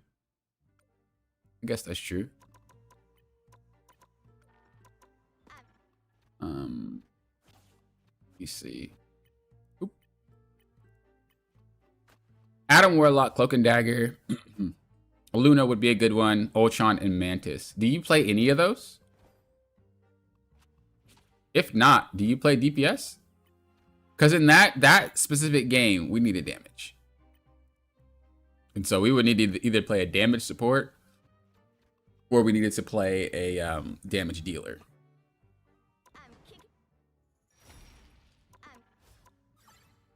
I'm not going to say it's hard to climb by playing one role because I think they do a very good job of making it so each role can fulfill specific niches. That's why I said if you play other damage dealers and healer, you can complement that by just playing that damage dealer. But if you don't play damage dealing healers, you need to have a DPS in your pocket.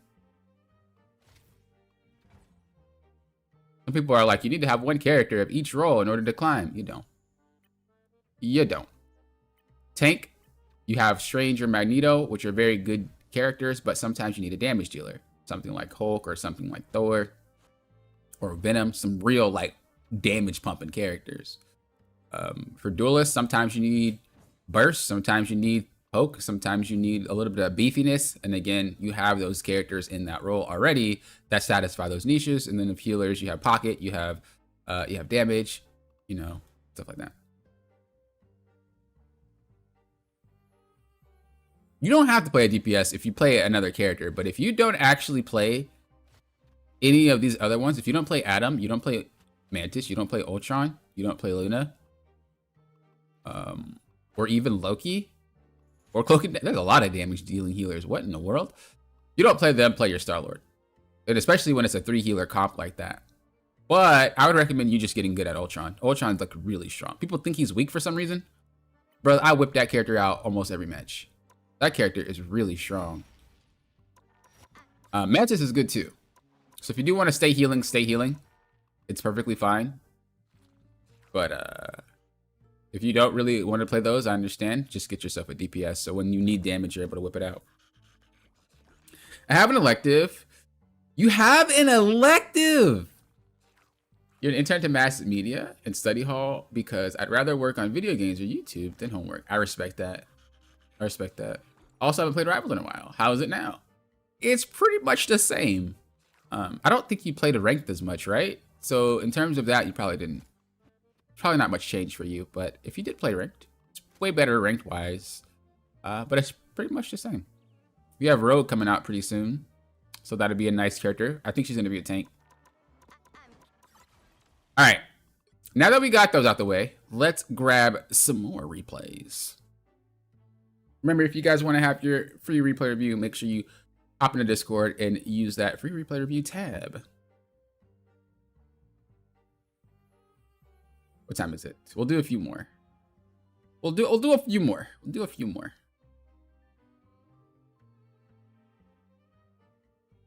All right, Nash, I got you. We'll pop yours up in there. We'll pop yours up in there. Oh, wait a second. Huh? Did you scam me, Nash? Are we missing a number?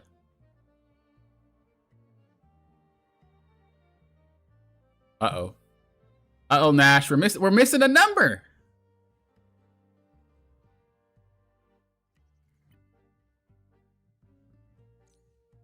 I'm trying to think. Maybe the extra number is 9. Nope. Maybe it's 2 1s. Nope. Let me see if I can detective code in this. Nope. Is it 3? Nope. Is it 4? I don't think I'll be able to figure this out. Let me see. Can I go to your profile? I don't have you added on this account. I don't have anyone added on this account. Are you here, Nash? Oh, you are. Okay. I was going to say, because I think we need to get the actual replay code. And then we'll pop it in.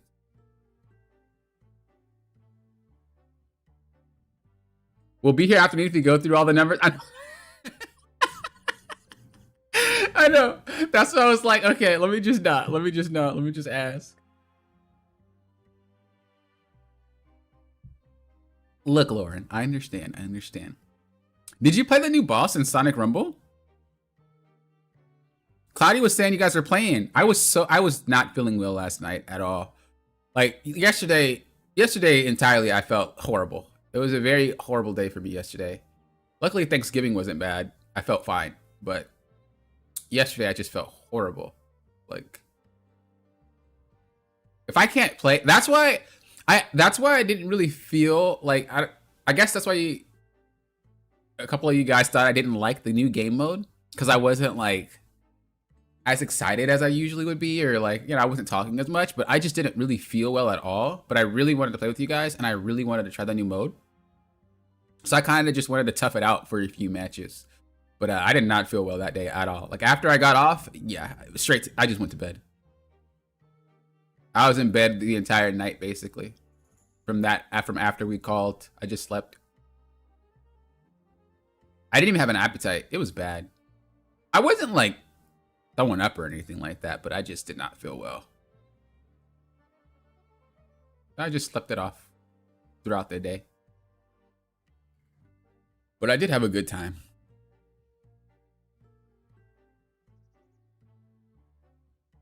Not yet was gonna play late, but the servers were down.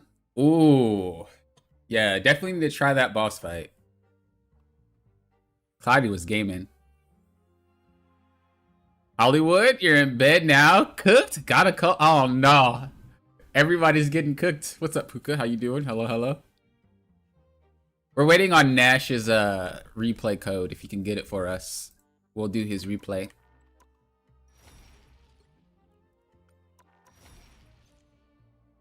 I'm kicking off Rivals Day by coming to Earth. Hey, Rivals! This day is all about you and me, Galacta. He was eating popsicles. She is eating popsicles. Why her mouth green? You're like, Papa, she's an alien. Yo, does she even look like this? Or is this one of those characters that like can be anything they want to be, and then she decided to make herself look like this? Like, is her and her dad actually look like that, or they choose to look like that? What's the lore behind that? Because I actually don't know much about her and her father. I see some familiar fins in that office building. What's our sweet boy up to now? I'm kicking off. What's up, Calm? Hello, hello. I'm kicking off Rivals Day. It's your. Bro, why are we giving this dude a skin, bro? Go swap to a different one? As in you have another code, or do you just want me to look at someone else? Not the outfit, just her being a girl. You know, is she actually a girl, or is she like some alien that decides to look like a girl?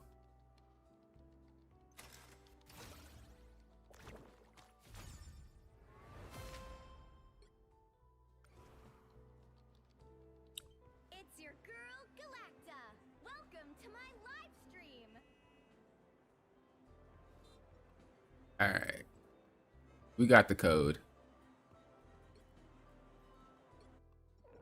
I mean, that doesn't mean that he is a guy. He could still be an alien wanting to look like a guy.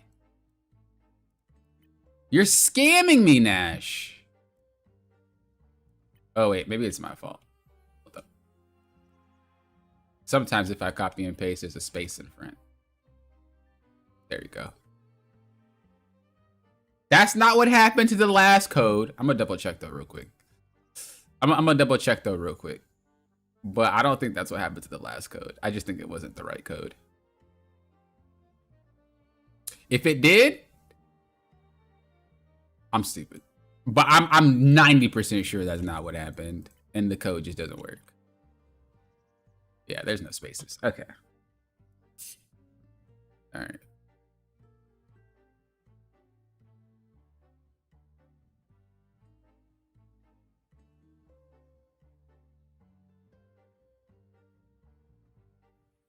Galactus chooses. Galactus is always going to show himself to an individual as the highest possible form for that person's comprehension. But Galacta, I always called her Galactica, I think, and people got mad at me. But Galacta doesn't. That's just what she looks like. Oh, it was. I thought the numbers looked too crazy arranged, and I was like, that can't be one. But I didn't really cross my mind. That's funny. All right, what do you wanna know about this one? Can you do a review today? You could submit it, but I might not get to it because there's some other people that have theirs up. I was gonna do one of Chaos's today as well.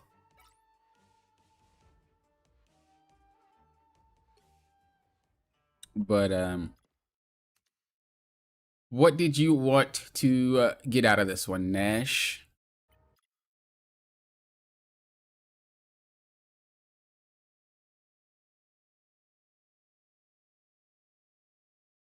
I was literally thinking that, Lord, but my brain didn't piece together because I was just so focused on like getting the replay. That's all that it was. Do you just want like an overall review, Nash, or nah? You want something a little bit more specific? This is my first time on Cap and Comp, trying to support the Magic. Just some general dive. Okay, I got you. So let's just wait till you pick Cap. Also, this player and the player that we reviewed,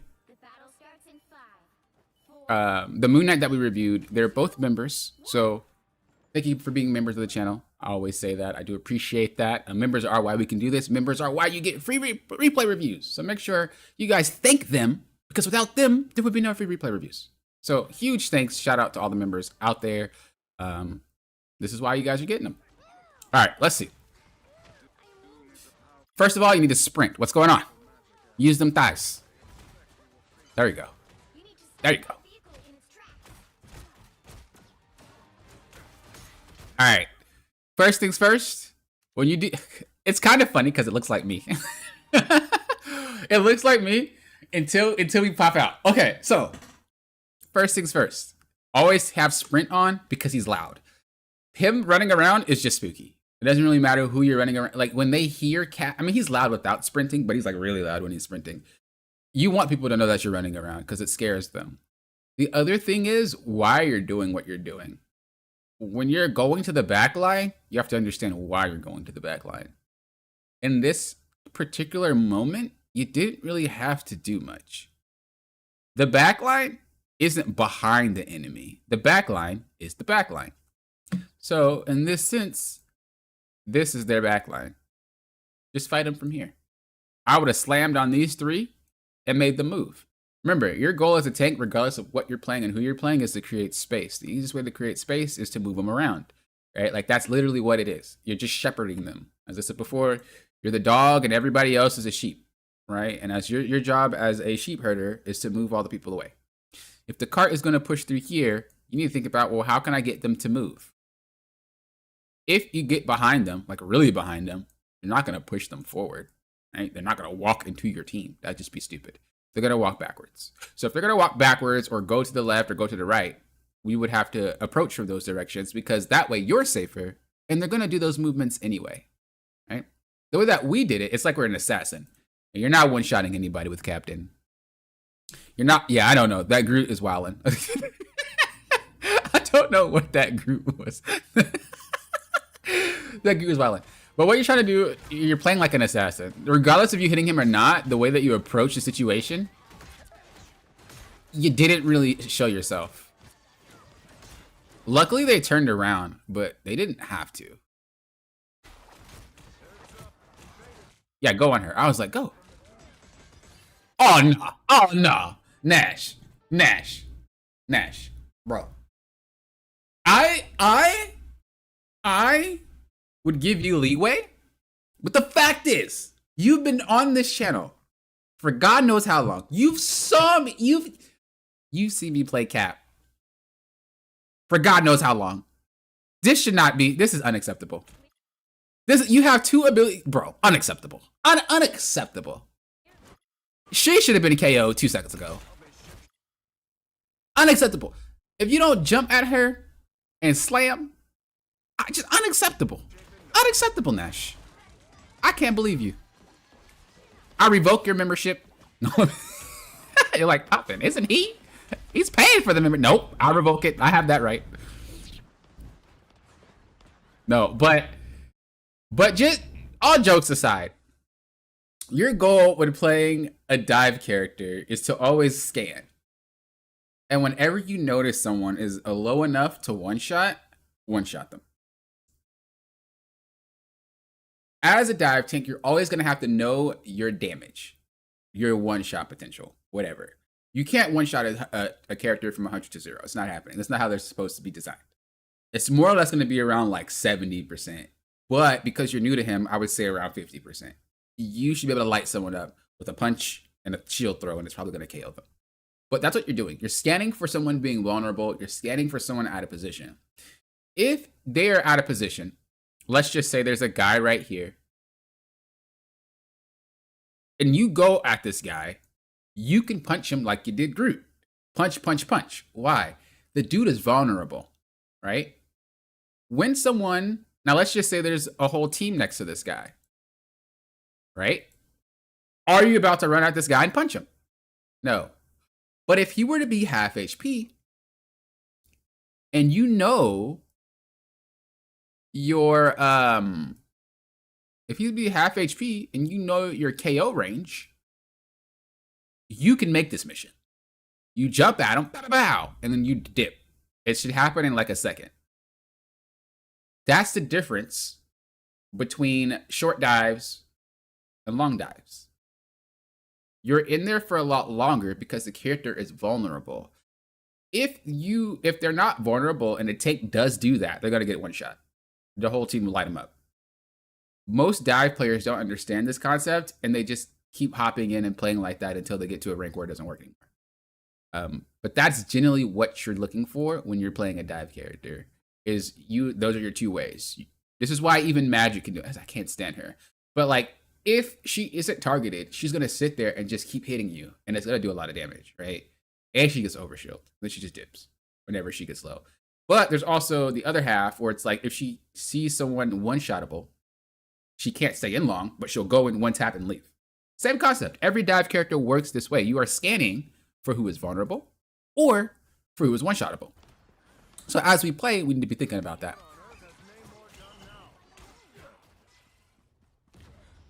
Your cap is so slow. Like, that sounds so bad, but it's not like you're bad or anything. It's just because the way that I play cap, I'm like all over the place. So when I see someone, it's not just you. When I see anybody else play cap, especially ones that are learning him, it seems so slow motion for my brain. Oh, that's nice. That's nice. Okay, that was huge. That was huge. What you did was you hopped at him. He was vulnerable. You stayed on him. He leaves. This is great. You burned his cooldown. Now you don't worry about him anymore. You either look to reset and try to like do something elsewhere, get away for a little bit and look again, or your team will take care of him for you.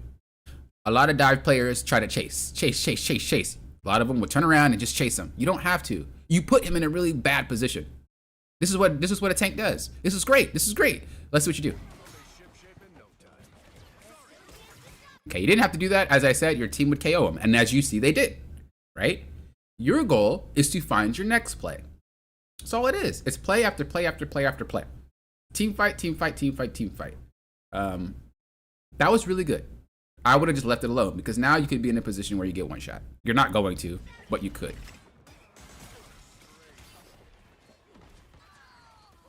Ah, but they got KO'd. That's fine. We still got the point. Very good. I knew it was a risk showing pop my cat gameplay. That's alright. That's alright. Okay, same concept here. Okay. I can't even get mad at you because what you do is pretty similar to what I do, except I don't take damage. So you're not necessarily in the wrong. I like this a lot. You're creating space. But the difference between a great dive tank, not cap, just in general, a great dive tank and an average dive tank is the ability to stay healthy when you're making plays. Because if you can stay healthy, you can make that play again, right? The healthier you are, the more you can go back in. So it looks like a tank has high uptime, but it's only because the healers don't have to heal them. That makes sense? So you're really low right now, which means you have to get healed. But if this were me, I would have done the same thing. Like I said, I'm not tripping. It was great. You pushed him away. But I would get to a spot to where I'm still healthy at like 90% or 100%. And then I would do it again. And then I'd dip back out, maybe get a health pack. And then I would do it again. So it looks like I'm always there. But not really. I'm just always healthy. The healthier you are as a dive tank, the more plays you're able to make. So if you're playing the Hulk thing, Cap, Thor. Am I missing any? Angela's another one. Like when you're playing these characters, your goal is to remain healthy, right? So I don't dislike what you did here. This is great. Just remain healthy when you can. So faster dips in and out of the useful for exactly. The faster you are, well, also you have to think about cover because they'll shoot you if you're not in cover. So look, if I were to make that same play, which you just did, I would hop to here after they move, and then I would think, okay, what am I gonna do next? I'm gonna mess with you, and then I'm gonna dip in here, right? And every time I do that, they're moving backwards, and if they're not, I'm just gonna jump on them.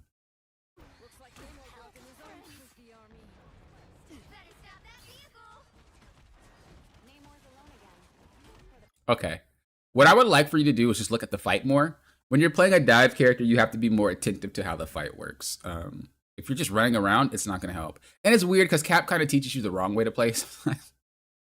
Because Cap is so free, it feels like you can kind of do anything. But you have to remember there is a role to play here. You still are a tank. And so you have to know what your team is doing before you decide to run off and do whatever you want to do. So what I would have done, and if I were in your shoes here, is I would have looked at how this fight takes place first. I do it so quickly, I feel like I'm just hyping myself up. I'm not saying I'm like the best player in the world, because that's not what I'm saying at all. But I'm just telling you my experience. I do it so quickly, you guys don't notice that I'm doing it half the time, because I'm just so used to it. But if you're new to dive tanks, you're going to have to slow yourself down first to get used to looking at the fight and thinking about how it's going to play out, and then going for your play. So if I were you and I were learning Cap, I would slow myself down and I would be chilling out. So I would chill.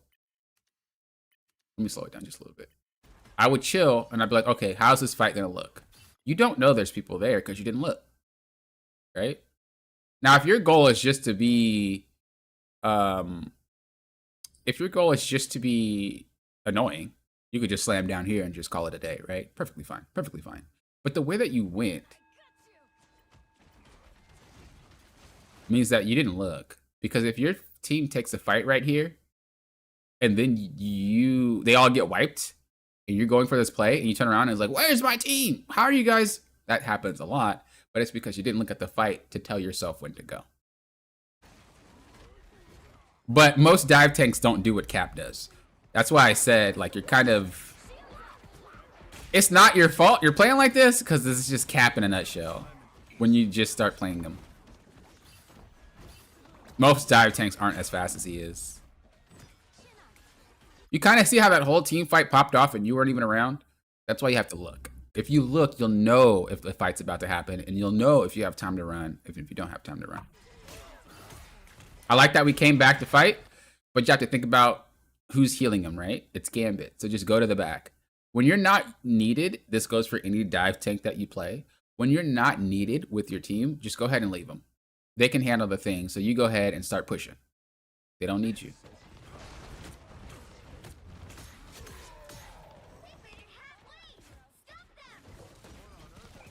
I like this, I like this.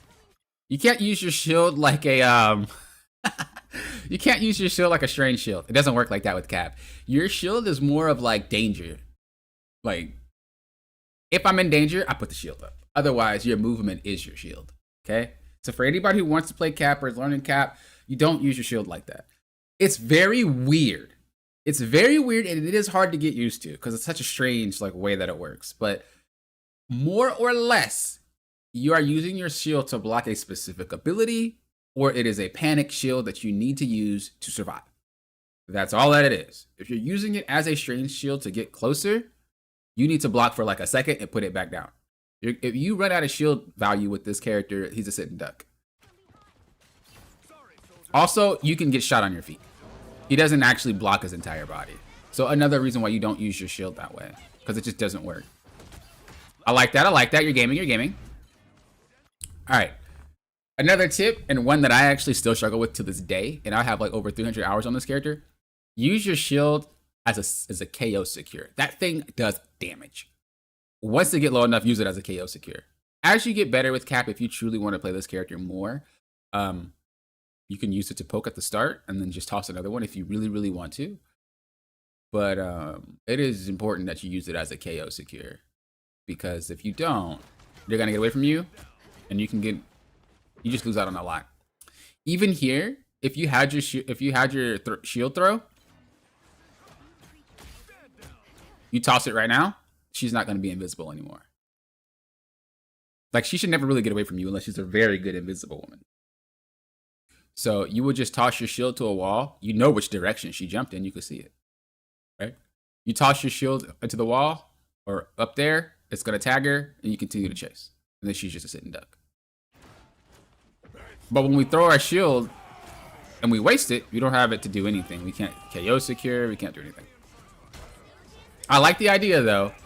You did the right thing by chasing, going to the back. I really like that. I like this, too. But instead, let's not retreat. Instead, let's run past them. And either they chase you or they don't. Why are we going to run past them? Well, you have your ult. But also, the point is almost made, right? Gambit also just ulted. So, realistically, they're about to straight fight for this. They're going to fight for the cart. There's 3 players in your face right now. I guarantee the fact that they're all shooting you, they're not going to stop. If you punch her, get a little bit low, and then go behind, they're going to keep looking at you. This allows your team to just be able to 5v2. You don't always play like this, but you have to know when you're going to be used as a real distraction versus just pressure. That would be like a distraction play. Yeah, don't worry about it. Don't worry about it. It's not your job to protect people. You can go back and help, don't get me wrong. I'm not saying never do that, but it's not your job. When things get scary, no tank should really be like, oh my god, I'm coming. You're going to lose. No tank plays like that. Because you see what happens. They're actually able to fight your team because you retreated. But if you stayed on those 3 players, your team was good. I wouldn't do this because you don't have, they got KO'd, right? They're coming back. Jeff got KO'd and Magic got KO'd. So this is where we would just chill out. So these tips are applicable to when I play the strongest there is. Notice. I mean, yeah, I'm just saying it in a dive tank perspective. Not necessarily just a Cap's perspective. Not even a tank, honestly. A dive character. That was a good strange ult. So you saw that he was fine. Strange could secure no more. You should just go push forward and try to catch them. Because they're staggered, yeah? So if you know that the enemy team is staggered, you could just walk and chase. They're either going to come out that door or they're going to teleport and go over there. If you were here and you ran, you actually would have caught that invisible woman slipping. Or you would have been able to KO that thing because they're staggered. Look. You would have hurt her and you would have thrown your shield down and you would have broke her invisibility. Like, stuff like that is important. If you're not needed with your team and you are a character that is a dive character, leave the team.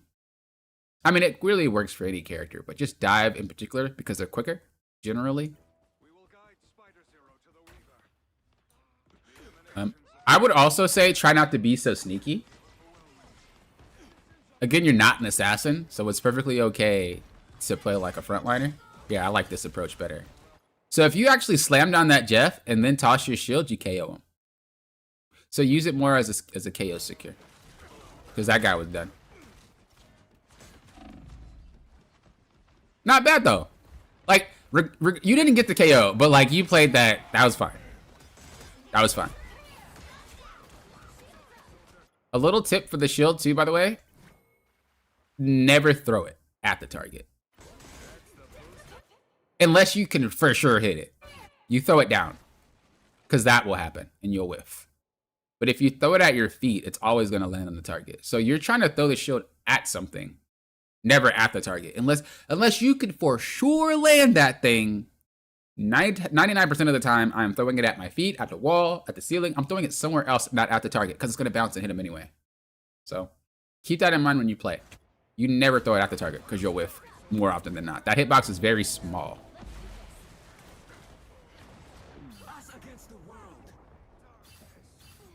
You didn't have it, but fun fact for Cap is whenever you shield dash, you're CC immune. So if Jeff ever ults you like that, just dash. You didn't have it up, so it doesn't matter. But if you did have it up, you'd be all right.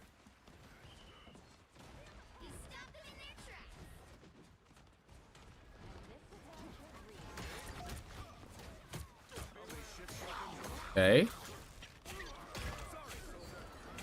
What I will say is you don't always need to lead with your jump. It's perfectly fine to just run at people.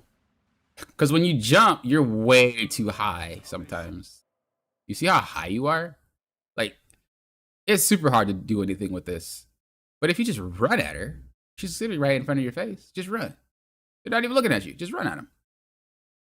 That way you can save your jump for later. And if you have to dive, you can save the dive for later. You know?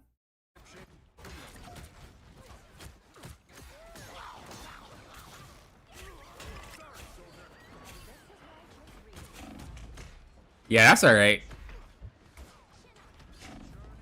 I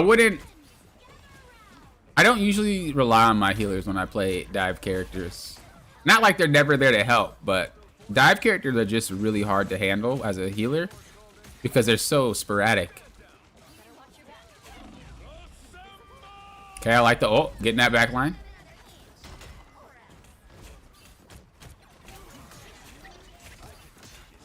You're doing good. Just ignore the thing and keep messing with the two in the back. Oh, no. You were doing good. You definitely tell you're a mag player. You could definitely tell you're a mag player. You are not selfish enough. You got to be way more selfish than that.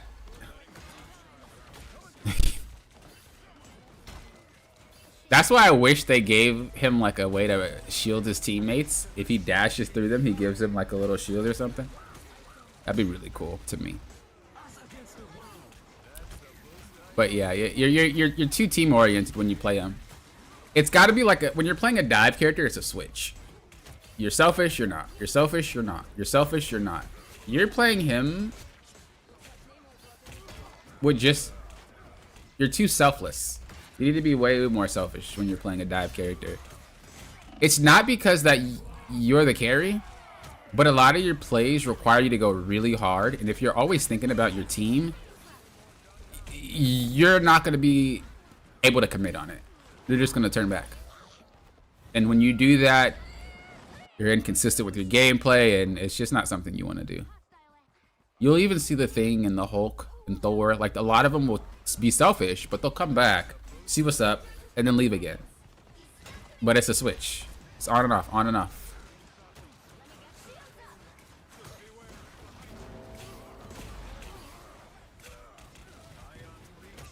Bro, that's strange. It's godlike.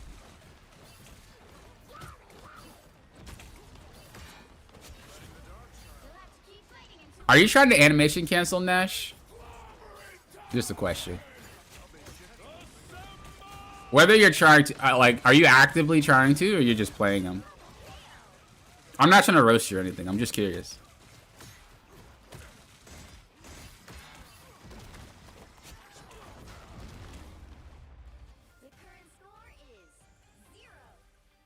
I definitely felt like I was on a yo-yo in this match with frontline and backline pivots.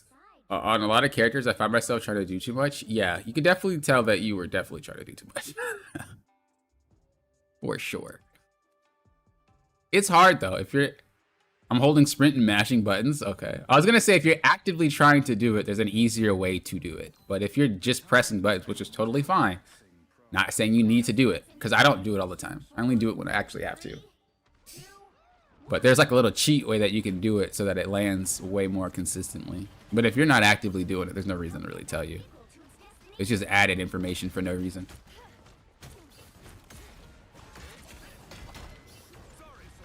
Yeah, I like it. I like it. So the goal when you're playing a dive tank is to just always kind of figure out where your healers are and then be in the line of sight whenever you can. So you're not running back to your healers. You're actually running back to their line of sight. So look at where your healers are. Right? This is where they are.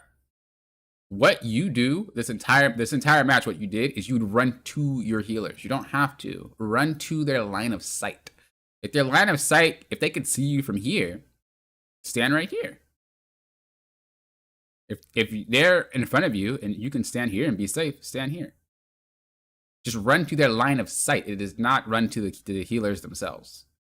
What you're doing is you're taking all the pressure that you just soaked up and then you just sat on your healers. And guess who gets shot next? Don't do that. Your job is to soak up the problem, right? Like to get all the attention and to keep it, not to share it and spread it. When you jump onto your healers, unless you really have to, like you're like 1 HP, what you're doing is you're just sharing that pressure. This is why a lot of the times, even if you see that I'm low, I'll hide in a weird spot, even low. Like I'll even try to hide right here because I want them to look at me while my healers can play the game. I don't want to sit on my healers and then let them push us because it's just not going to work. So with you here, you weren't really that low anyway, but you see how far you run back to get healed? You could chill right here. This allows you to keep that pressure. It doesn't matter which character you're. You can be the Hulk, the Thor, whatever. But it allows you to keep the pressure because your body is still there, right? And it allows it to be able to heal you as well.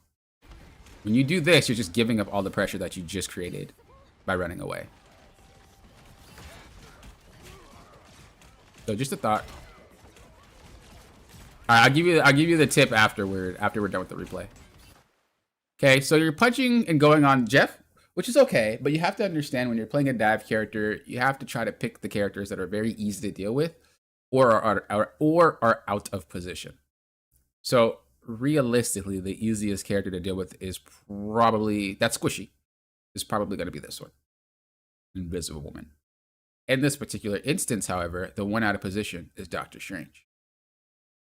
So you should be hitting Doctor Strange. Let's go back a little bit.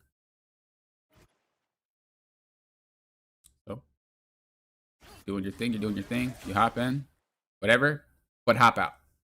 You don't really need to commit to this. And then as it plays and you try to run away, you're on Doctor Strange for a little bit, and then you can go ahead and hop to the back. It's very active when you're playing Cap. Like, very active. I think he's one of the most active tanks. I don't know. Lauren, are you still here? Would you say Cap is more active than the Hulk? I feel like Cap is more button heavy than the Hulk is. Like, there's more inputs that's needed to be pressed when you're playing Cap than it is Hulk. But I don't play Hulk nearly as much as you. I know you don't play Cap that much if you are here, but like visually speaking, and me not being biased, I think Cap requires more input, more micro movements than the Hulk does. But I could be being biased in that one. Thor requires a lot of button inputs too, but he's very sluggish.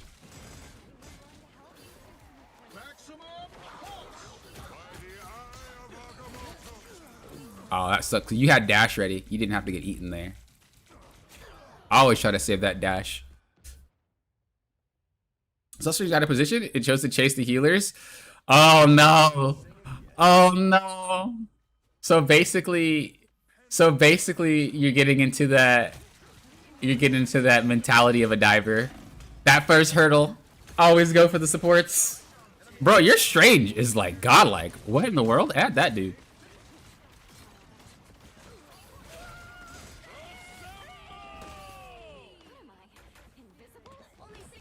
Yeah, I think Hulk is punished less for incorrect movements, whereas like if Cap does something incorrectly, he loses out on damage, he loses out on survivability, like he loses out on a lot if you're incorrect with stuff. So I think his micro movements are just more important. Yeah, that Strange godlike.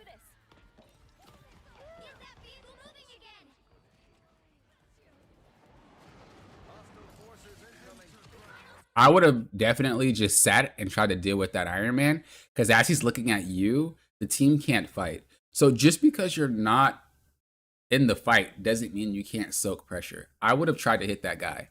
He obviously can ignore you, but some players try not to. And if he looks at you, just run around. This means there's no Iron Man for that last fight, which is phenomenal for you guys. Oh! Oh no! Oh!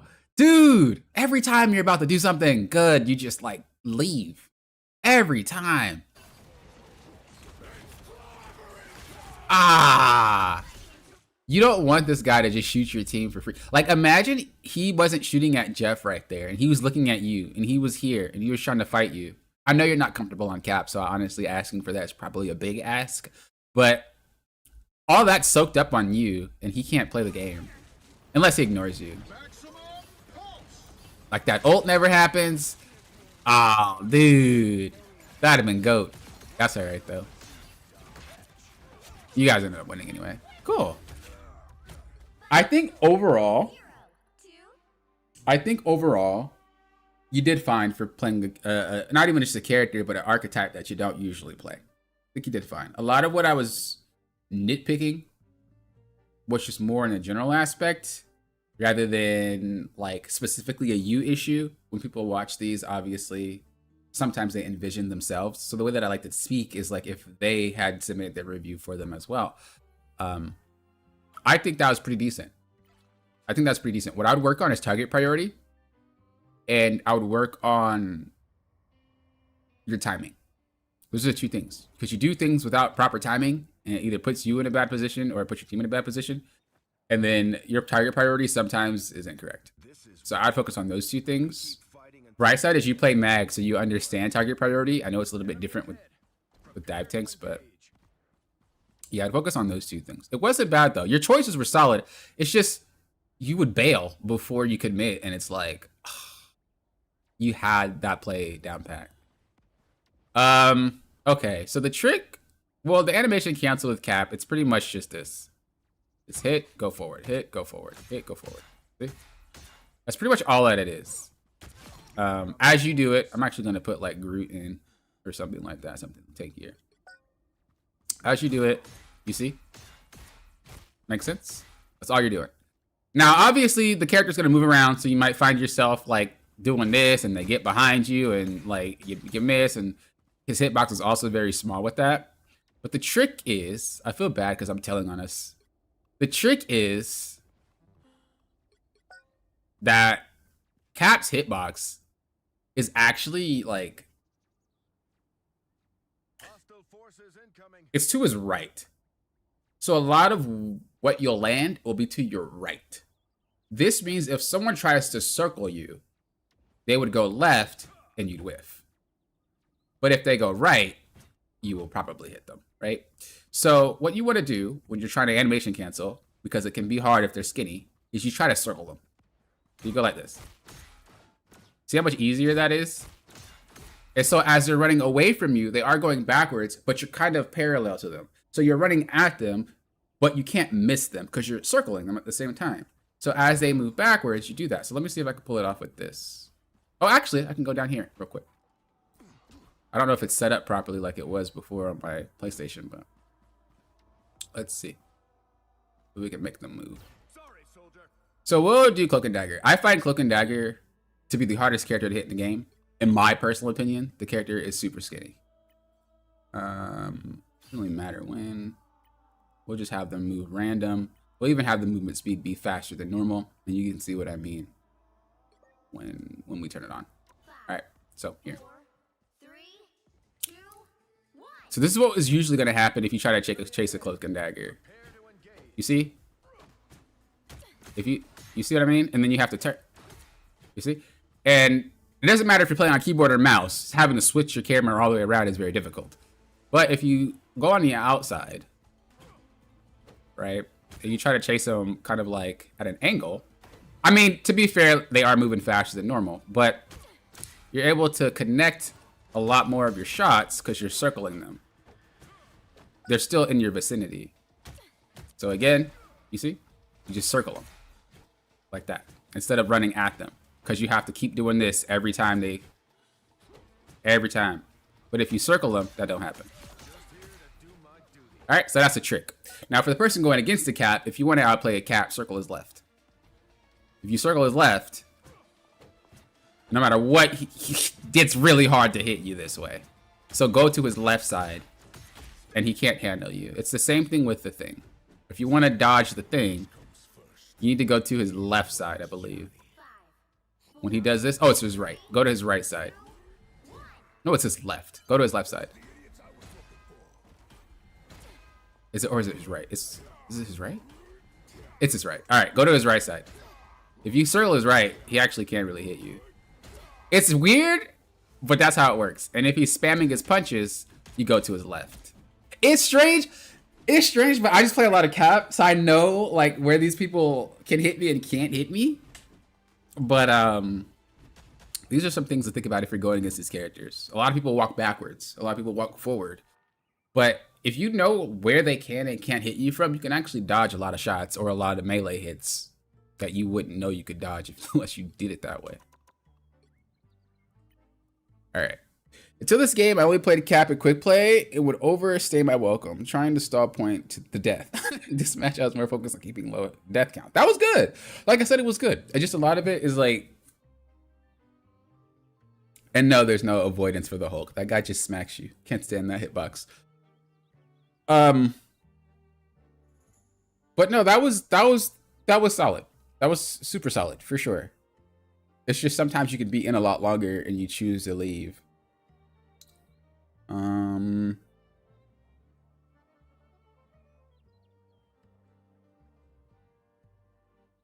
All right, we're gonna do two more. We're gonna do a DPS and then we're gonna do a healer. Chaos, are you here right now? If you're here right now, I'll ask, would you rather have one of your strategist replays shown or one of your tanks? Because I was gonna do you last, but if you just rather have another role, that's fine. This is a tournament match? All right, let's see what we got here. So.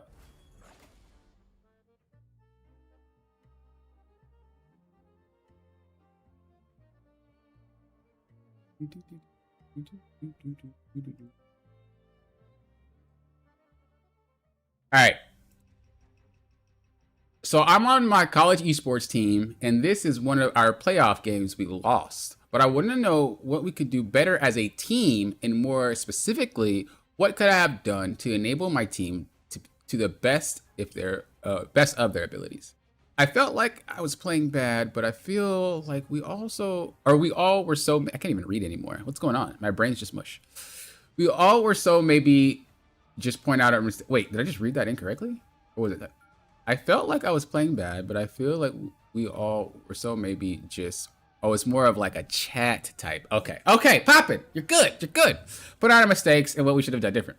The games are decided on best of 3, so I chose this one because it was the longest. It could give you the biggest insight into our habits. Okay, so this is more of like a team replay other than just a solo replay. We did one scrim game and it was Lawrence, but we never actually looked at a team. For those of you that actually have teams or things like that, if you want me to do a replay review for you, whether it's through here or you want me to do one on call or anything like that, if you didn't know, I used to professionally coach League of Legends. So I used to coach collegiate esports frequently.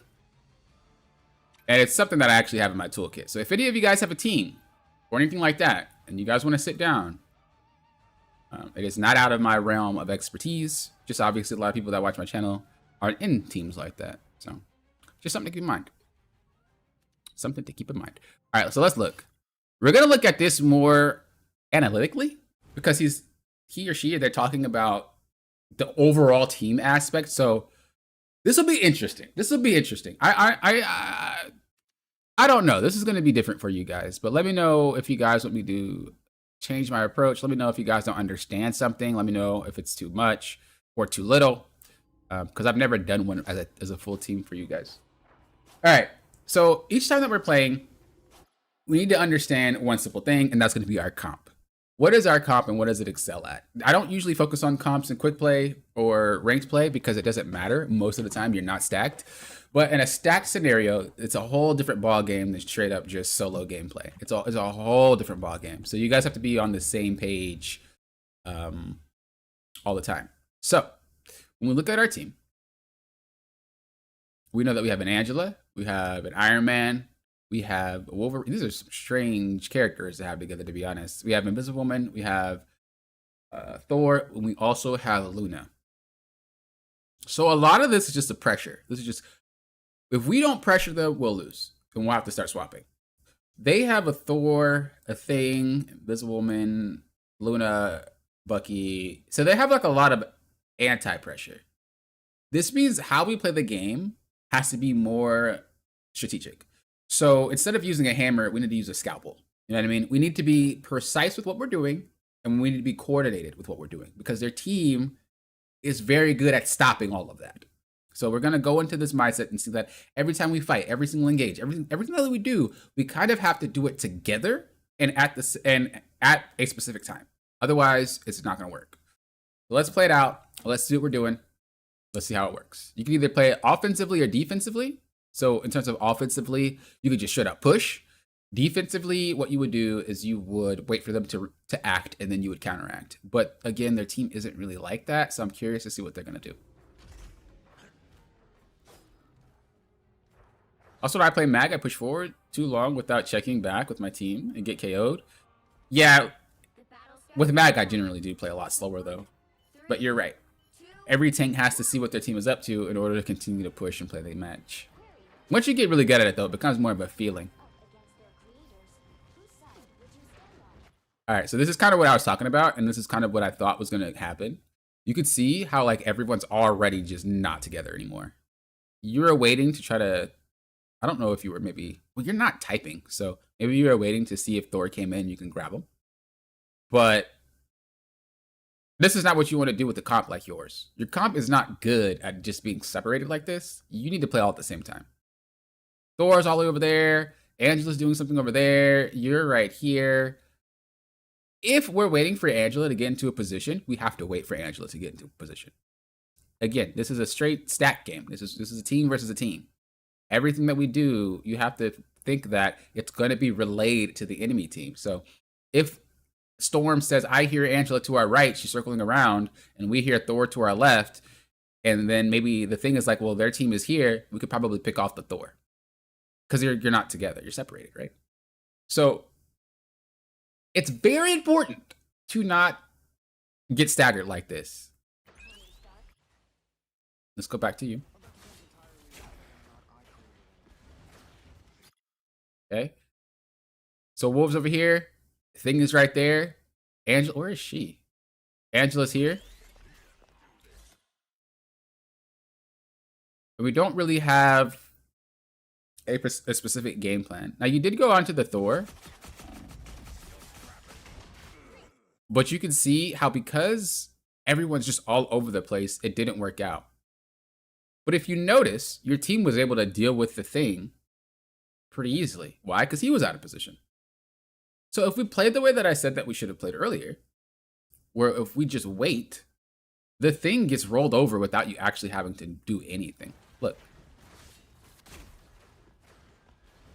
If you just stayed here, and then when he chases you, move back, and then go back, and then move back, you're basically saying, hey, you don't have a tank on your team. How easy is it for a full team to push someone that's solo tanking? Very easy, especially when it's the Thing. So you would use that. You would just stall them. That's all you gotta do, because you don't have to play the game right now. Your goal is to try to play at the same time. You gotta be in sync. You went for this play by yourself when it did not need to happen. And your team could have literally just won that fight for free while having you still alive. Your cooldowns would have been up. You'd have been chilling. You'd have been chilling. So play more with your team. Luckily, it worked out. Right? Luckily, it worked out. But we don't really want to win off of things working out. We want to win because it was the right play, you know? They're still playing the same character. Oh, no. They swapped to Mag now.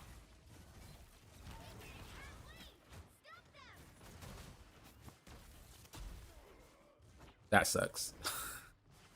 That sucks. All right, same thing. Same thing. Just not really in sync. Thor's doing something. You're doing something. Like, everybody's all over the place. I think what we really need to learn how to do is we need to learn how to approach as a team. Okay? So it doesn't really matter how you guys want to do this, but you want to make sure that there's no openings to destroy your team. You want to move in a formation and in a way that you can't really be punished. So if we were to back this up just a bit, and we were to approach as a team, Thor would be near the cart, or at least where he is right now, and just kind of hover in this wall. Right? Angela would be making her way over here, and she would wait. As Angela waits, the cart continues to push, and Thor is still on cart. Then you're waiting over here. And then obviously your team will be below and can handle that window down there, should they want to fight down there.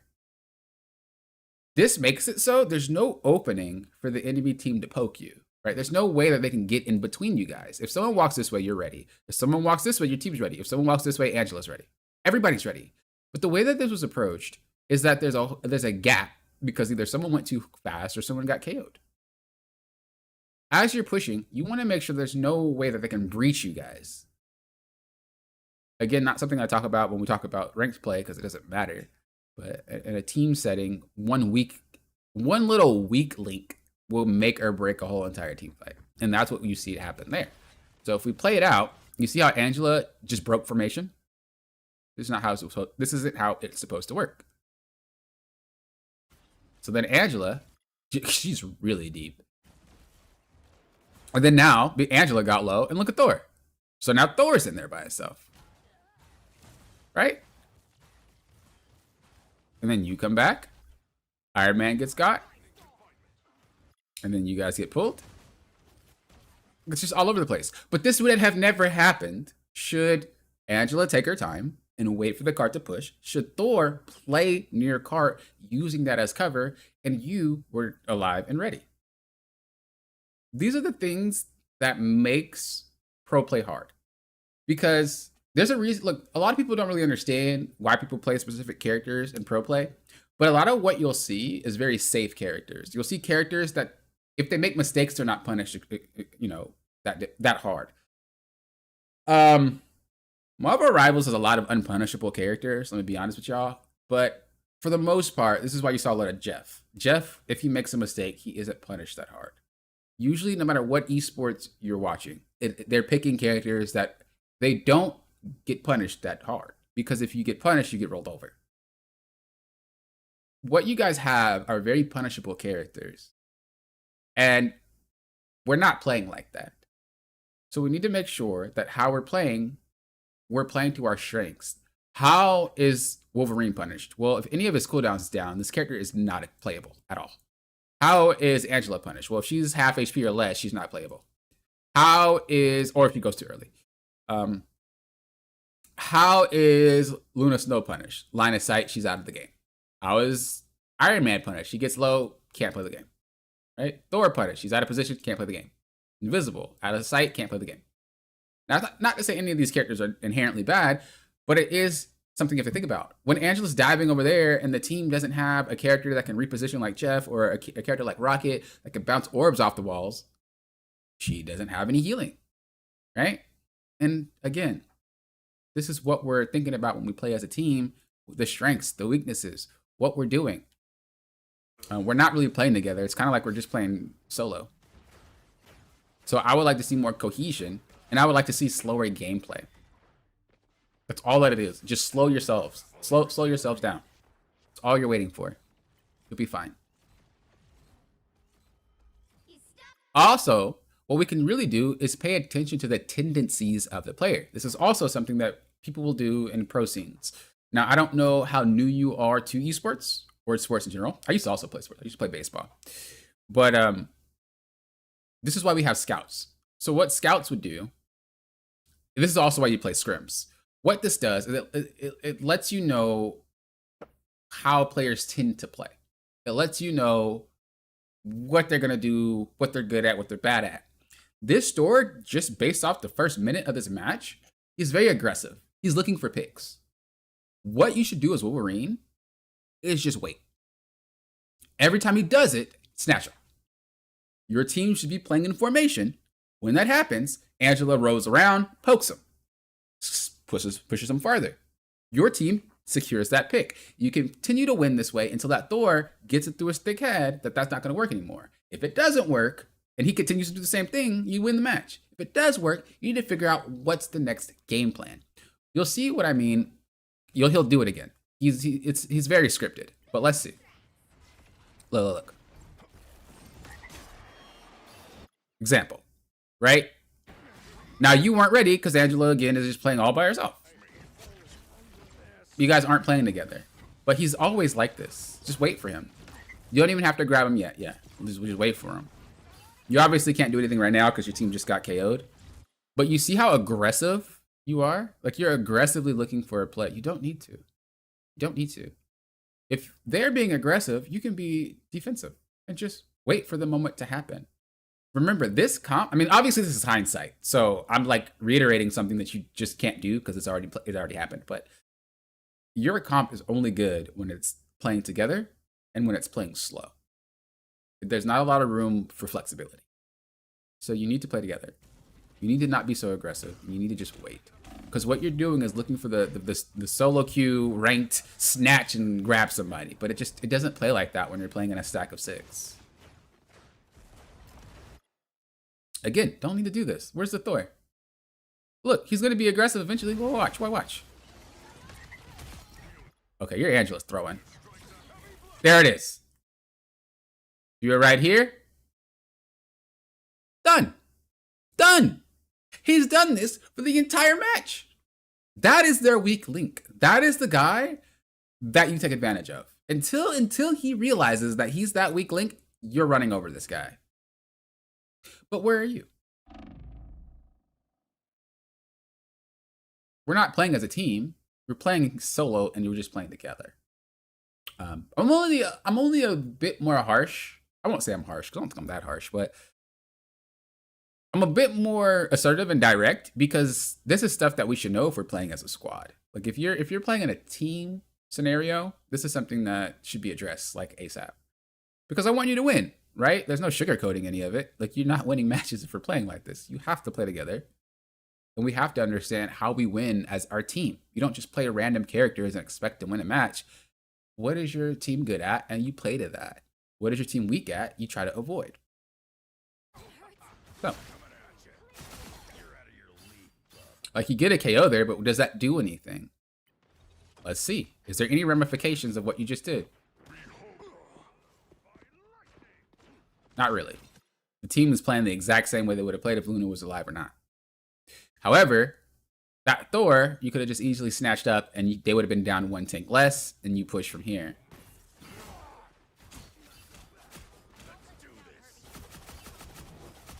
I mean, you can even tell that you guys are playing at your own accord.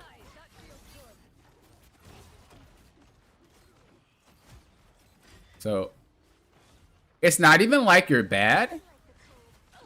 We're just not coordinated. Like, all of us just are not coordinated.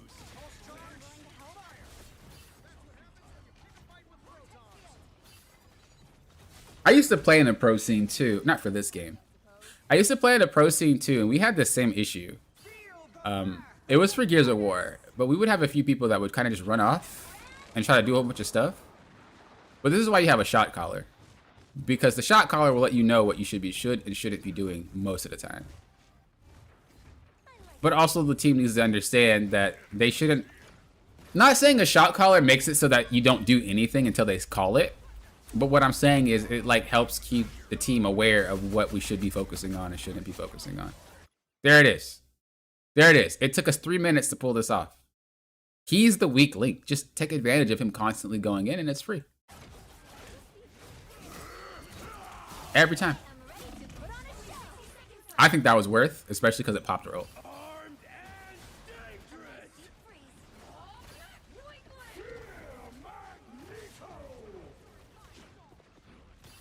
What I will say is don't be afraid to just slug it out. Use cover and then just melee. What you're doing is like trying to be sneaky. That's not really what you need to do as Wolverine. I mean, yeah, it's nice to get flanks off or grabs off and what like that, but you don't really need to be sneaky.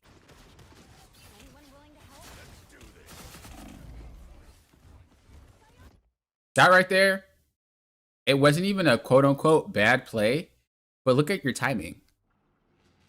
Like people might look at that and might be like, well, that was stupid. Why would you grab him? That's not really the issue. Look at when we grabbed him. This dude is chunked.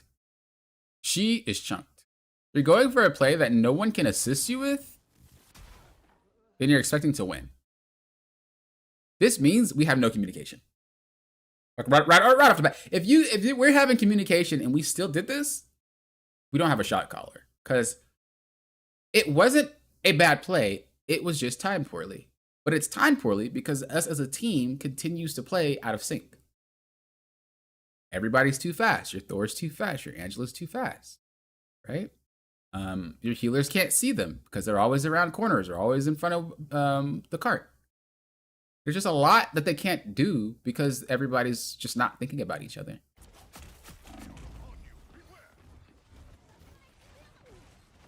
And so your team gets run over.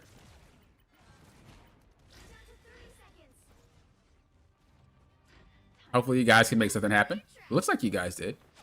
Or is that overtime? No, you guys went further. Or was that? No, that's a long overtime. Okay. That was actually pretty solid. All right. I don't want to go too fast because I don't want to make you guys, like, sick. Why didn't you get the KO? Am I crazy? Surely you get the KO there.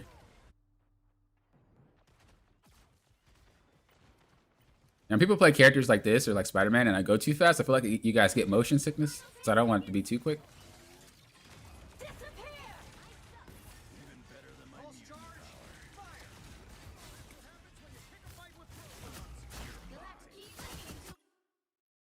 Yeah, I don't see how you didn't get this. Oh, you just didn't prepare for him to dash away. Yeah, you should have been ready to chase that. Because you would have had already used one dash to gap close and you'd have been on him right now. And then you would have your second dash and that dude would have been KO'd. So that was just misplaying by us. But the concept was still great. Like the play made was fine. I mean, you see it worked. He got KO'd. It was a good play. It was a good play for sure. Okay. Nice, nice.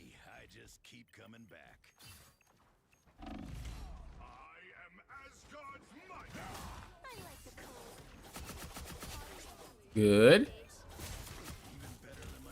Did we get off Angela? No, we're still on Angela. Okay.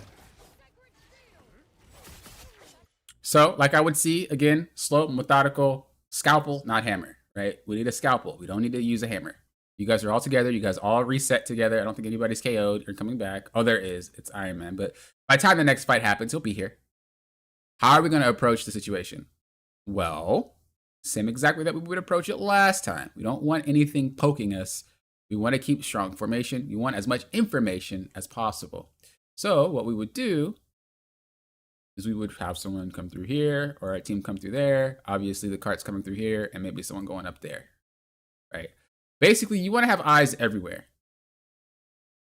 You don't necessarily need to commit to going in any of these directions, but the fact that your body is closed is deterring them from pushing it, if that makes sense. So this is why you need to be there and present. You need to get that formation spread out. They hit a checkpoint. Now might be a good time to stop them. Okay, so Angela's going up there. I would like to see you take another position. We know that they just spawned, so there's no way that they're going to be close to you. You can just sit right here and poke your head out a little bit like that. That way they understand you're standing right there. And then they have to think about how do you play around you, right? Just you being there is enough to make them have to choose what to do next. You not being there isn't enough. So we're just kind of like hanging around. We should be repositioning for the next fight. We shouldn't allow them to just walk back up for free.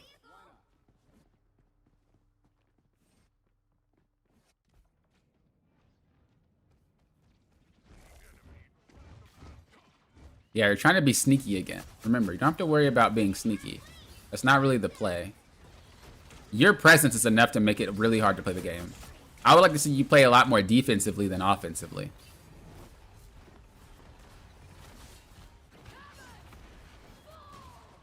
Good grab. I'm telling you, that Thor is a weak link, man. You keep getting him every time he does that. You don't even have to work hard. He's just free. You guys are already winning the fight, so don't need to get crazy. Definitely should have grabbed that health pack.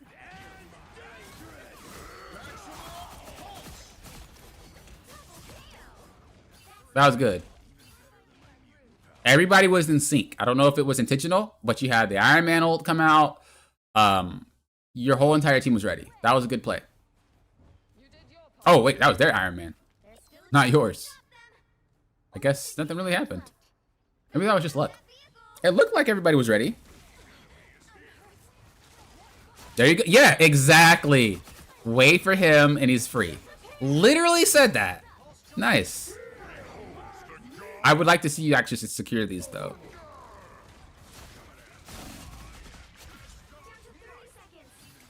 I would like to see you secure.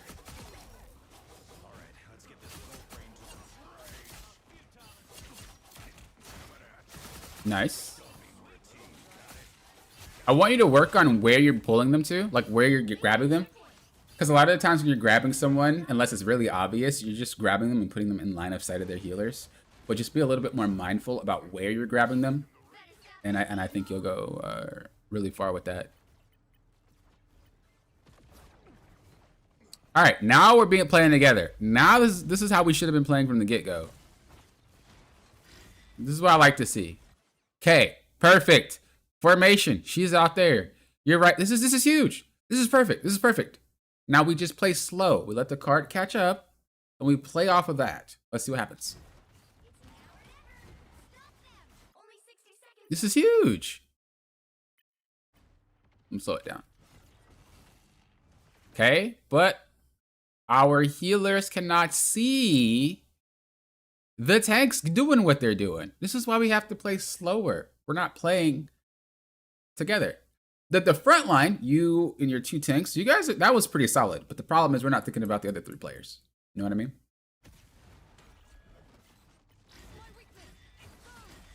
But everything else is pretty solid.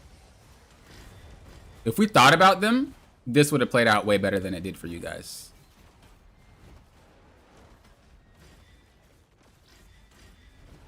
Like, if I had to say there was any issue with your team so far, it's just we're not in sync. We're not in sync at all. We're pretty much doing whatever we want to do. Maybe we focus the same target, but like play style wise, gameplay wise, we're not in sync. Oh, that sucks he didn't land that. That looked like that was a really nice Iron Man ult for him.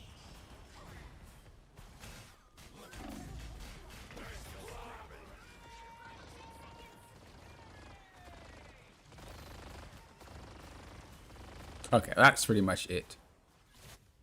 Yeah, I think that was the main issue. Let's see what we're like on defense. So we have Penny now. Okay. I think that's fine. You know, they're coming into you. You're just trying to defend against it. Perfectly fine. I feel like Penny doesn't work in a 6-stack environment. No, has anyone ever watched Pro and seen a Penny played? I feel like because you're coordinated, that character doesn't work. The character's better when you're not coordinated. But maybe it's happened. I just don't see it working. Especially without a rocket.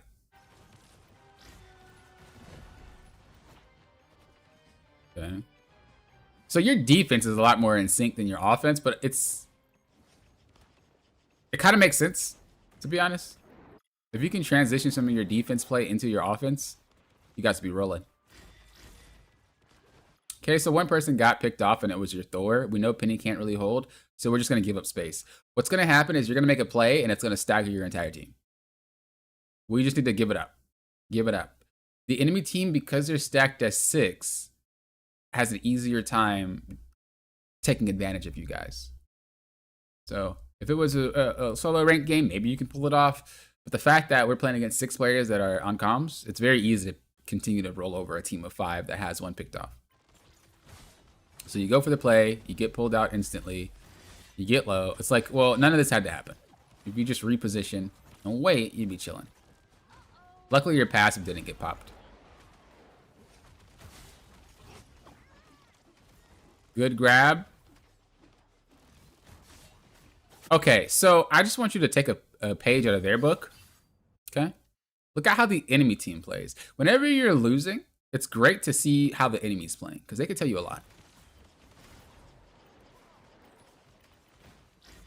Look how they're playing. Look how much more together they are.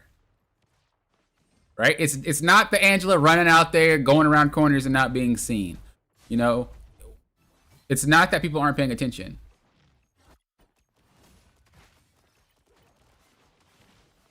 Like, they're so much more organized. Now that they're close enough, the cart moved forward enough, right? Their team is there. Now Angela can make an aggressive play. Angela then decides to make that aggressive play.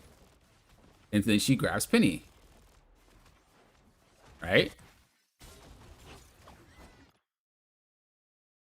You guys could have done this. But this is the difference between a team that's in sync versus a team that's not. This is the difference from a team that understands their win condition and a team that does not. So it might have seemed like, well, Poppin, you're just blowing smoke. No, it's the evidence is right there. Right? You have to play to what your team is good at. And you have to understand how to be in sync as a team. If you guys aren't in sync, you guys are never going to win. Not because the player is bad, but in a team setting, if you're not in sync, you're just playing solo.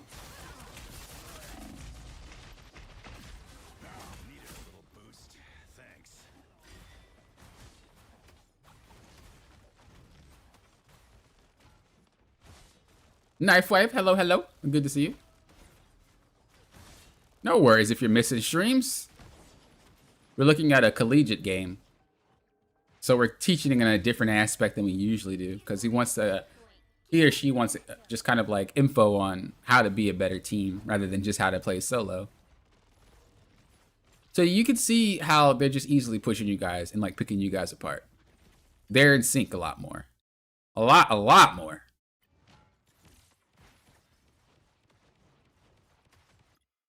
You see, Star-Lord is not super far away from his team. He's hanging on. He's right there in front of him, just in case he's needed. Right? He's not doing any crazy aggressive plays. Angela, she's not too far. She's waiting for her moment. Right? Way different. Way different from what you guys are doing. What you guys are doing, someone was way over here. I think it was your Angela. And then you started to go way over there. Just a whole bunch of stuff. When we needed to play together, when we needed to play as a team.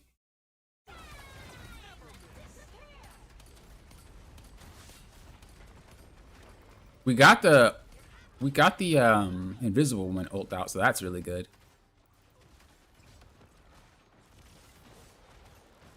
Angela looks for another play. It works out. You got another pick. Rinse and repeat. This Angela is literally playing how I wish your Angela was playing before. And then as she spikes you, or as she spiked him, or maybe you grab somebody, you just grab it off the spike. Right? And then you guys get the free KO. It should be a KO secure almost every single time. But because you guys are never working together, it never happened. But it was very easy for you guys to pull off. Very easy for you guys to pull off.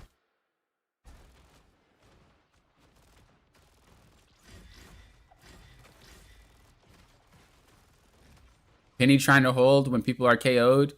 Like, we're really out of sync.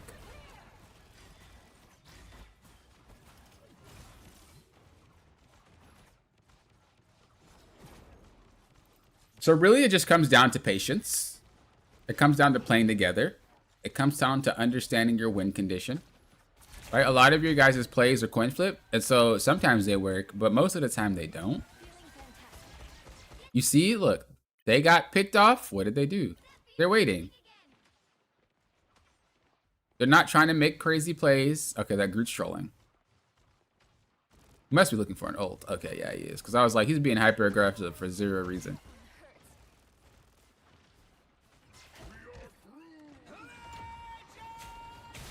If this works, I'm gonna be shocked. Yeah, I don't think that was a fight they should have taken. They got really ambitious off of that. They should have just waited. Wait, it worked? All right, hold up. What? Surely we don't lose that fight. What happened? Did someone pop ult too early? Like what? Oh, is it because he swapped to Loki? Was he already Loki? So he ulted here. What? Why did he ult there? What was the reason for that?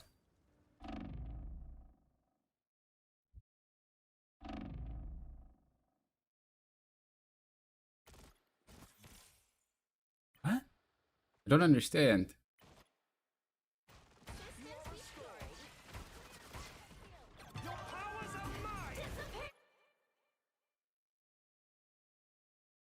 Okay. What? All right. Anyway, so that happened.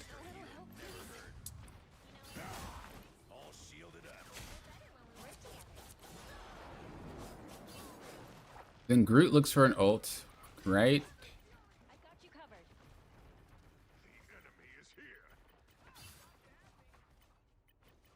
Yeah, it's coming. So then Groot looks for an ult.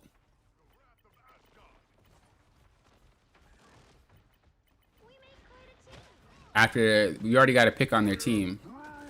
Groot then ults. They get sucked in. Good grab. Star-Lord ults. Okay. Loki puts down the thing. Oh, your Invisible Woman prematurely ulted. She just got spooked, but she actually didn't have to ult there. Yeah, it was premature. She didn't actually have to ult there. Both of your support ults were not really that great. But then we lose here, which I'm just confused about. I know that she ulted, but what happened? Like, they're so spaced out, there's no way.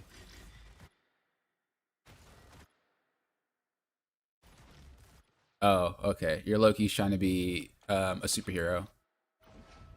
He's trying to be the star of the anime. So instead of healing his team, he decides to go for KOs. Yeah, there's no way that you guys lose this fight. I was genuinely baffled because that looked unreal. But it was because the guy just straight up like left you guys. He got the KO, but now you guys don't have. Yeah, okay, yeah. All right. I knew I wasn't tripping, bro.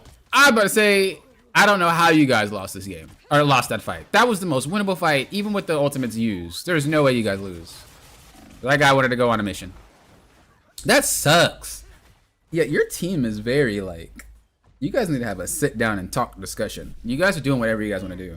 And it's not even like you guys suck again. It's just you guys are doing whatever you want to do. If you really want to be a good team, especially when it comes to collegiate, you really gotta we gotta rein this in. I don't know if you guys have a coach, but if you guys do, that is something that I'd bring up to them ASAP. I'd bring up we're not in sync, and I'd bring up there's no respect. Everybody's doing whatever they want to do. That has to be handled, like now, because that's unbelievable. That happened. That's crazy. I still can't believe that happened. What? My guy said, "Forget my team. I'm getting that. Oh, I'm getting that KO on that Invisible Woman." That's crazy. It only shocks me because it's not a solo queue match, right? Like if it was ranked, I'd be like, you know, it happens. But we're together. We shouldn't be making those plays. All right, this is gonna be very hard for them to push through. So let's see what happens.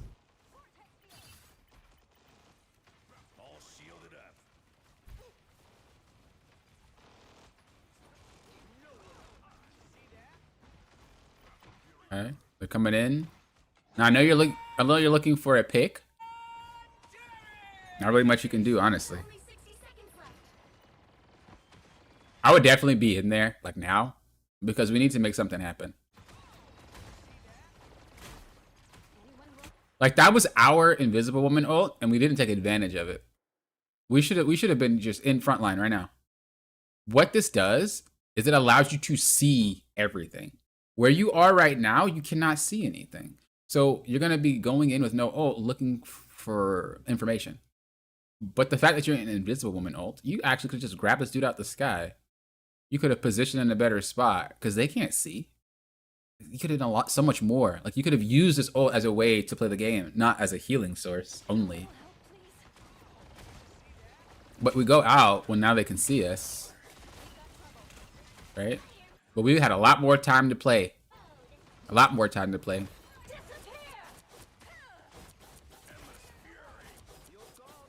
Okay. Oh, no, no, no, no. Go back, go back. I would have definitely went back. That's perfect for you.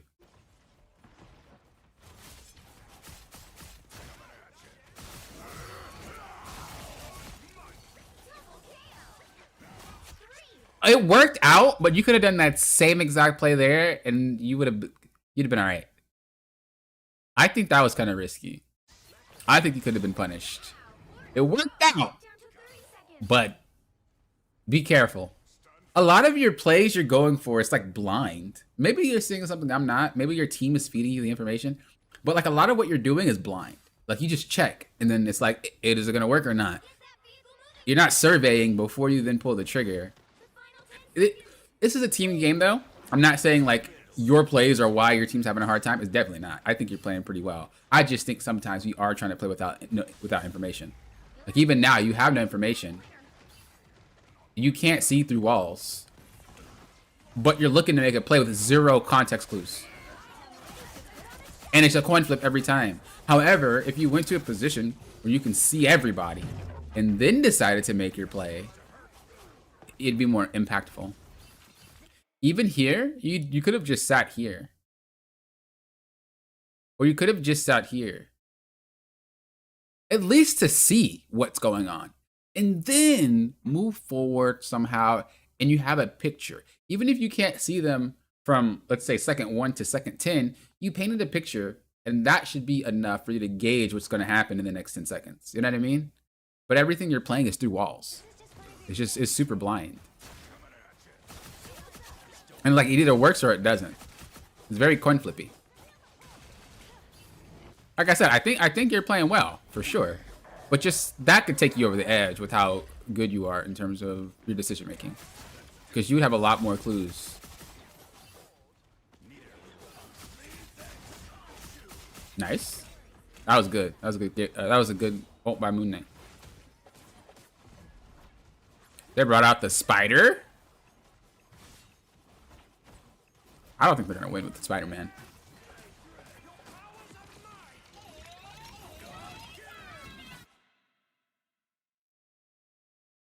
This Loki took Penny. Oh, bro, if you guys lose this match, I'm uninstalling this. I'm uninstalling this entire game. Like, I'm not playing anymore. Just I'm leaving. This is the end. You guys better not lose because I Loki. Okay. Okay. I was about to say, bro, that dude messed up twice. No, 3 times. Oh no. Okay, so honestly, from everything, it's just there's a lack of respect. Maybe I'm not saying like between you guys. I don't know. I don't hear you. But just gameplay wise, there's a lot of plays that everybody's going for without respecting what their team wants or what it's doing. And I think if we have a talk with our team, or like I said, bring it up with your coach or whatever, I think you guys have a better chance of winning a lot more matches. Because you guys are playing more in sync. You guys are doing things together. You guys are on the same page. They should have been able to actually push this, but I think they just started to lose themselves. I don't really know what the Venom play was. I think they just started to lose themselves. But if they just played normally, that would have been fine. But that really goes to show. I mean, you said they win the set, so it doesn't even matter. But yeah, I think that's your guys' main issues. You're not playing in sync. You're not respecting each other. So you're going for a play, even though it can harm your team. Not just you, but like everybody is doing that. And you're not playing to your team's strengths. Or just do it whatever. So if you guys reel all that in, I think you guys would be solid. And if you want like personal tips for your Wolverine, I don't think your Wolverine is bad. I just think sometimes we're pulling the trigger a little bit too quickly without enough information. And sometimes we're trying to make plays when we don't have to. We could play a little bit more passive and just make plays off of them being stupid than always trying to force plays ourselves. But that's pretty much what I got out that replay. So hope you enjoyed. For those of you that play in teams, hope you guys got something out of it. I know that was reviewed in a different light, but it's definitely important to get all those things down.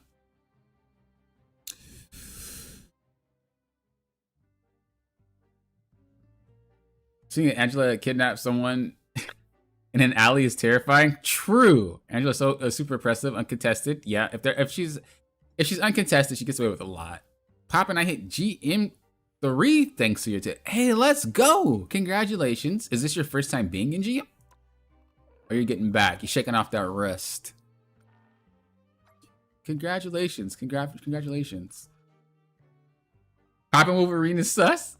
Look, my Wolverine goes hard. Stop. Goes hard. You're getting back? Well, congratulations. Huge ups for Victor. Okay.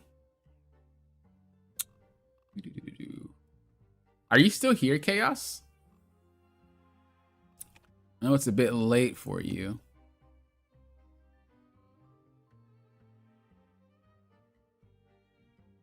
Well, even if you're not, I'll do a replay for you. You can watch it when you can. I'm going to do a strategist.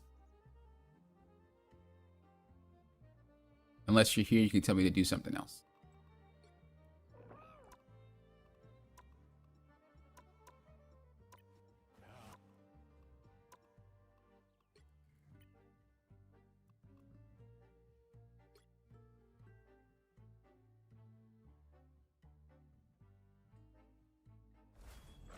I just had to think more about what I was doing and my intentions. I'm telling you. I remember there's that one guy in the chat that was like, do you not know how to play divers? Bro, what? They were feeding you the incorrect advice like crazy. I didn't pay attention to it, and Lauren timed him out, but I was just like, bro, sit down. What are you talking about? Don't do that. Don't give my viewer incorrect lessons. What? What's up, American? Hello. Yeah, the more you think, the easier it is to play the game. Like, hands down. All right. Is this the right game? I don't even see their name. Oh yeah, I do. Okay. So let's go ahead and open this.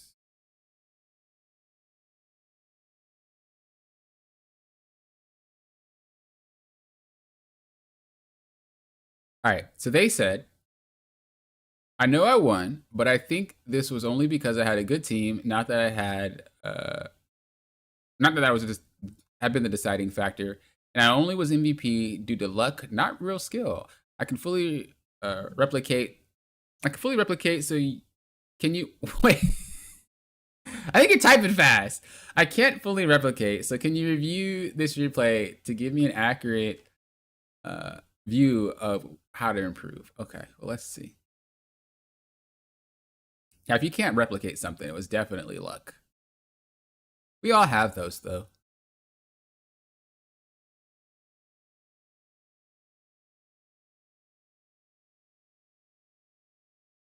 I'm still Diamond 1, was almost there.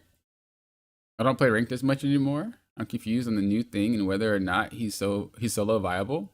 So far, I'm considering Angela. I think he's viable. I think he's solo viable.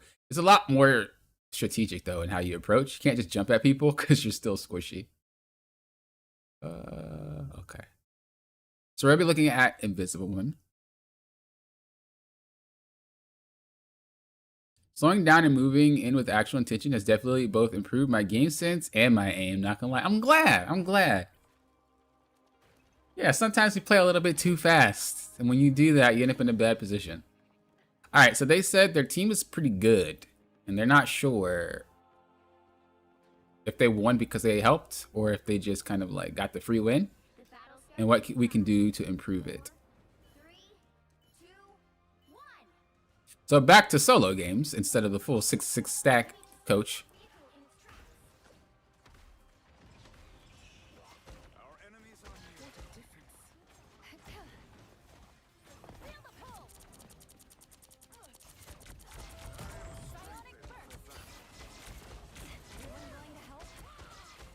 Hey, doing good, doing good. I like this because you're using this as cover, but you're also using the cart as cover. So it might look like the Invisible Woman's out of position here, but they're actually not because they're using the cart as cover. The cover that you're using doesn't always have to be next to you. It could be a little bit further out too. So this is actually a pretty decent position to be in. I don't know about walking forward like that though, but prior, it was fine.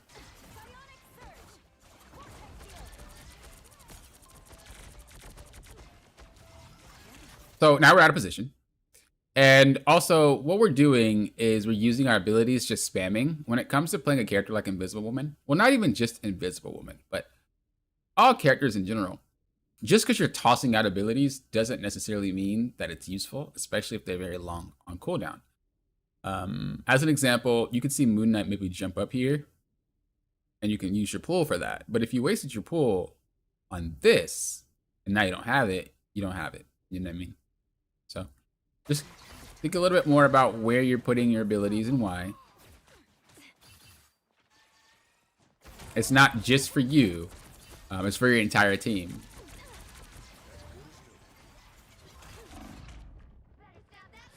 Okay, you're crazy for that. You're crazy for that. I don't know if I would have jumped in.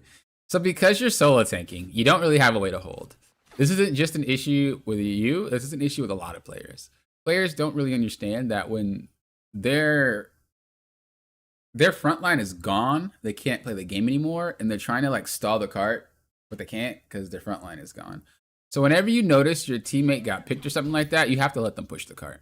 There's nothing you can do. You can't stop it. You can't stall it. You're going to get KO'd. There's no reason to even try to fight this because you don't have another tank. They're just going to run you guys down. That's exactly what happened. So as much as you guys, not just you, but as much as everybody thinks that this is a great idea to try to fight them, you can't. You have no tank. You will lose this every single time. Unless someone was just cracked and getting constant picks. Like, you don't stop the cart at all. The cart still moves. So let the cart move and reposition for the next fight. Because now, Strange is ready, but everybody's staggered because we just had that fight. When we could have been already ready to fight right here waiting or something like that. You know what I mean?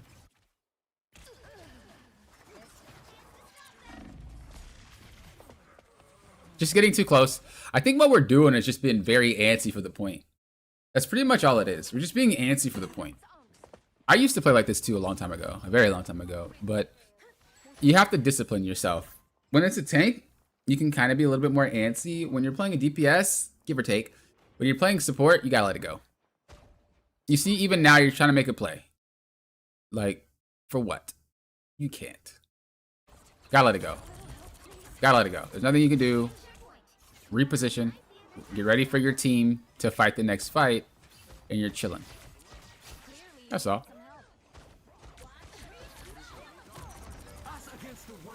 So I know you feel like it's a lot safer to run here, but it's actually a lot safer to run to your tank. And why I'm saying this, why I'm saying this is because most of their team is here. So realistically, in order for you to survive, right, you'd have to run through their team. You would be snatched up and KO'd if this was a higher rank. You don't get past this. So it's safer for you to heal this guy, right, and walk backwards into your tank, and then you reposition with your invisibility and your jump. But right now, this is just very, very dangerous for you, and you could be KO'd. Like, they're not even looking at you.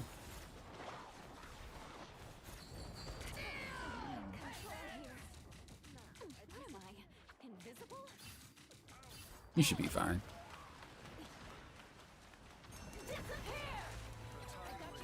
You didn't need to ult that? I know it looked like you needed to ult, but look how long it took you to actually heal him. Oh, look. So if we play this at regular speed, actually let's play it slow so we can actually count the seconds. So you get into range now. Right? So it took you about a second and a half to ult. How much HP did he get? He got a little bit of HP in about another half. So it took about 2 seconds to heal this guy.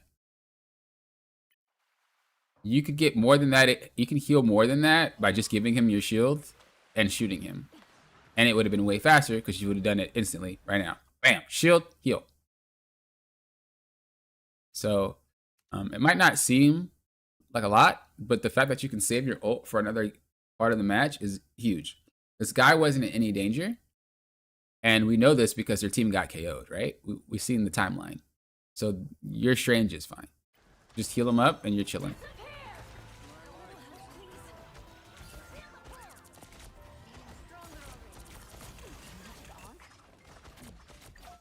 I also noticed we're really focused on doing damage rather than healing our team. The priority of healing, it goes healing my team first, and once they're safe, I can fight. Okay? So your team is always priority number 1. Then, after that, do whatever you want to do. So those are the those are the 3 things. Our ability usage, we need to get better at using our abilities. We don't just spam them, especially when it comes to a character like this. The other thing is we're really antsy when it comes to holding the cart. If your tanks get wiped, you can't do much about it. And the other thing is we're too focused on doing damage. Like even now, we're out of position. All it takes is a Hawkeye snipe and you're done. Or someone else and you're done. Your HP pool is not that heavy. So you gotta be careful.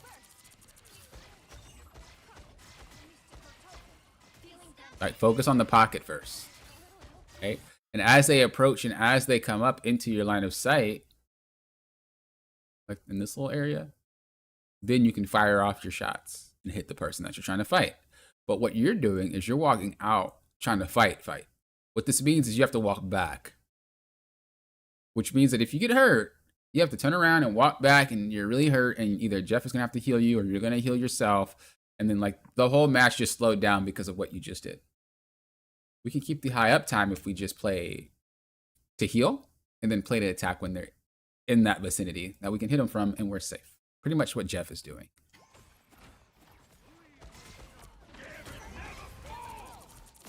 You see, you did it again.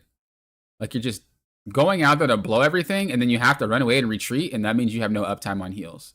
Look at Jeff. I don't like playing with this guy, but let me tell you, this Jeff is playing right. Like, this dude actually played this whole entire situation correctly. Look at Jeff smiling like, yeah. Say something now. You still probably why they lost it. Oh, then they won. Never mind. All right, Jeff. You're right. But look, he's not out of cover. He's focusing on healing his team. Right? If he does go and try to attack, it's at an angle, so he's not taking as much damage. Right? And he's hitting what crosses the line. He's safe enough to move back should he be in any danger. And look, that's how you should be playing. So as much as I do not like playing with Jeff on my team, this guy's actually playing Jeff the right way. Well, just healer in general, the right way. Whereas you are being very aggressive, you're being very in their face. And I know Jeff obviously have way more range than you, but your team is right next to you. Should they cross the threshold, you can still shoot them. You're close enough, you know what I mean? But we're just so like bloodthirsty that you can't replicate this. This is just they're not that great, so you gotta wait with it. I mean, look at that. There's no way I would let you do this. No way.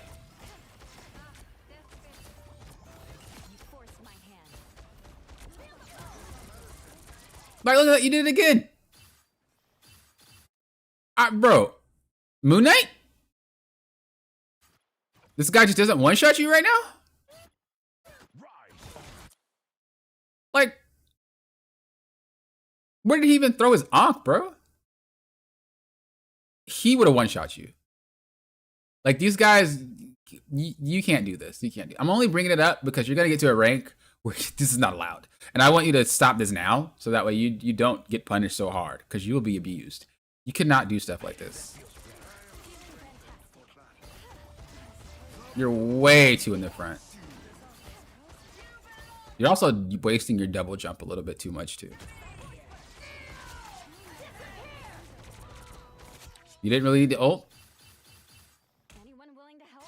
Why didn't we need to ult? Based off the context of the team fight happening. So look, we're already winning. All right. So although you hear it, we already won the fight basically. If you just wait a couple of seconds to see if you need to ult, rather than just ulting knee-jerk reaction, you would have realized you could have just healed both of these guys because they're lining up together. You're safe. There's nobody else getting, you know, pulled. And you'd been okay without ulting. So, it's just something to think about. Because now if you need it, you don't have it.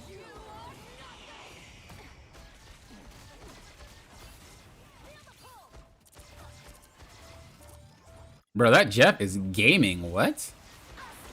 What is his heal like? How is he shooting two? It's probably just a glitch. Wait, what? Why is he? What happened? That's weird. Oh, it was Immus. Anyway, what's his healing at?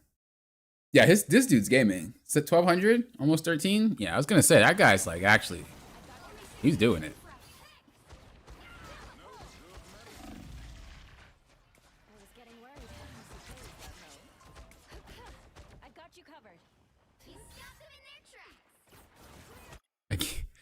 You just can't help it.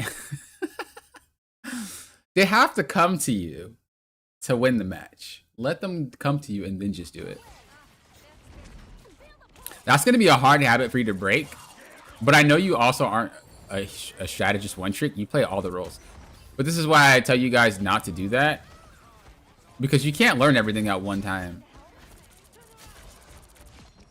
It's very hard to do. You're gonna mix and match your play styles, and it's gonna just like bleed into the other. It was a good hold though. As I said before, yeah, we're a little bit too aggressive. We're a little bit too antsy. We're wasting our abilities, and we're looking for KOs rather than actually healing our team first. Same concept. You can heal it from here, so you're safe.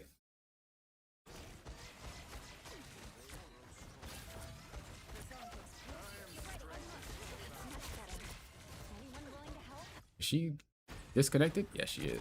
Oh no. No worries. I've got your back. That's better. She back? She's still disconnected. Oh no. Oh no. That's okay.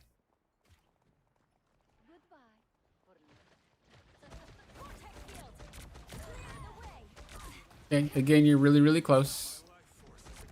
The closer you are, the less you can see your team. Keep that in mind too.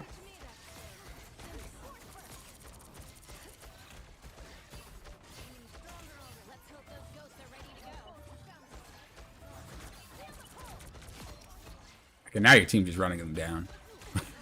now your team's just mobbing on them. I don't really. Okay, you're being really aggressive again.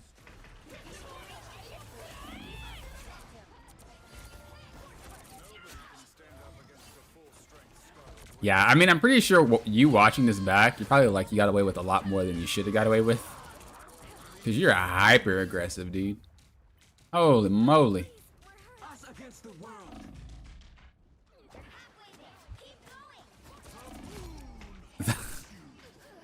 That Jeff is trolling. Could he just not take you anywhere else? Oh, he thought he can pop you over here.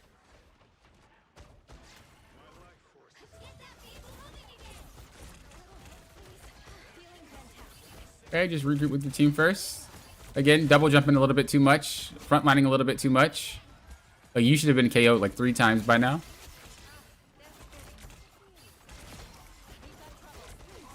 You're front lining again. So, yeah, you're really aggressive. Just kind of know there's a time and place for everything. And sometimes you'll be aggressive, and sometimes you won't. Okay? Within this entire gameplay, you're just very, very aggressive. And your team was able to support you being super aggressive, 2, 1. but it's not gonna fly. And I'm gonna assume, I mean, I don't know if I can, but I'm gonna see if I can go to your profile because I want to see if you have any other support matches. And I would assume that if you do, they're very coin flip in that aspect. Let's see though, it might be blocked. Let's see. Oh, it is blocked. Oh, I'm 5. I can't even look at it. I hate that so much. I probably just rank this up. I mean, how hard is it to rank it up to 5? I'm already level 2. Just so I can look.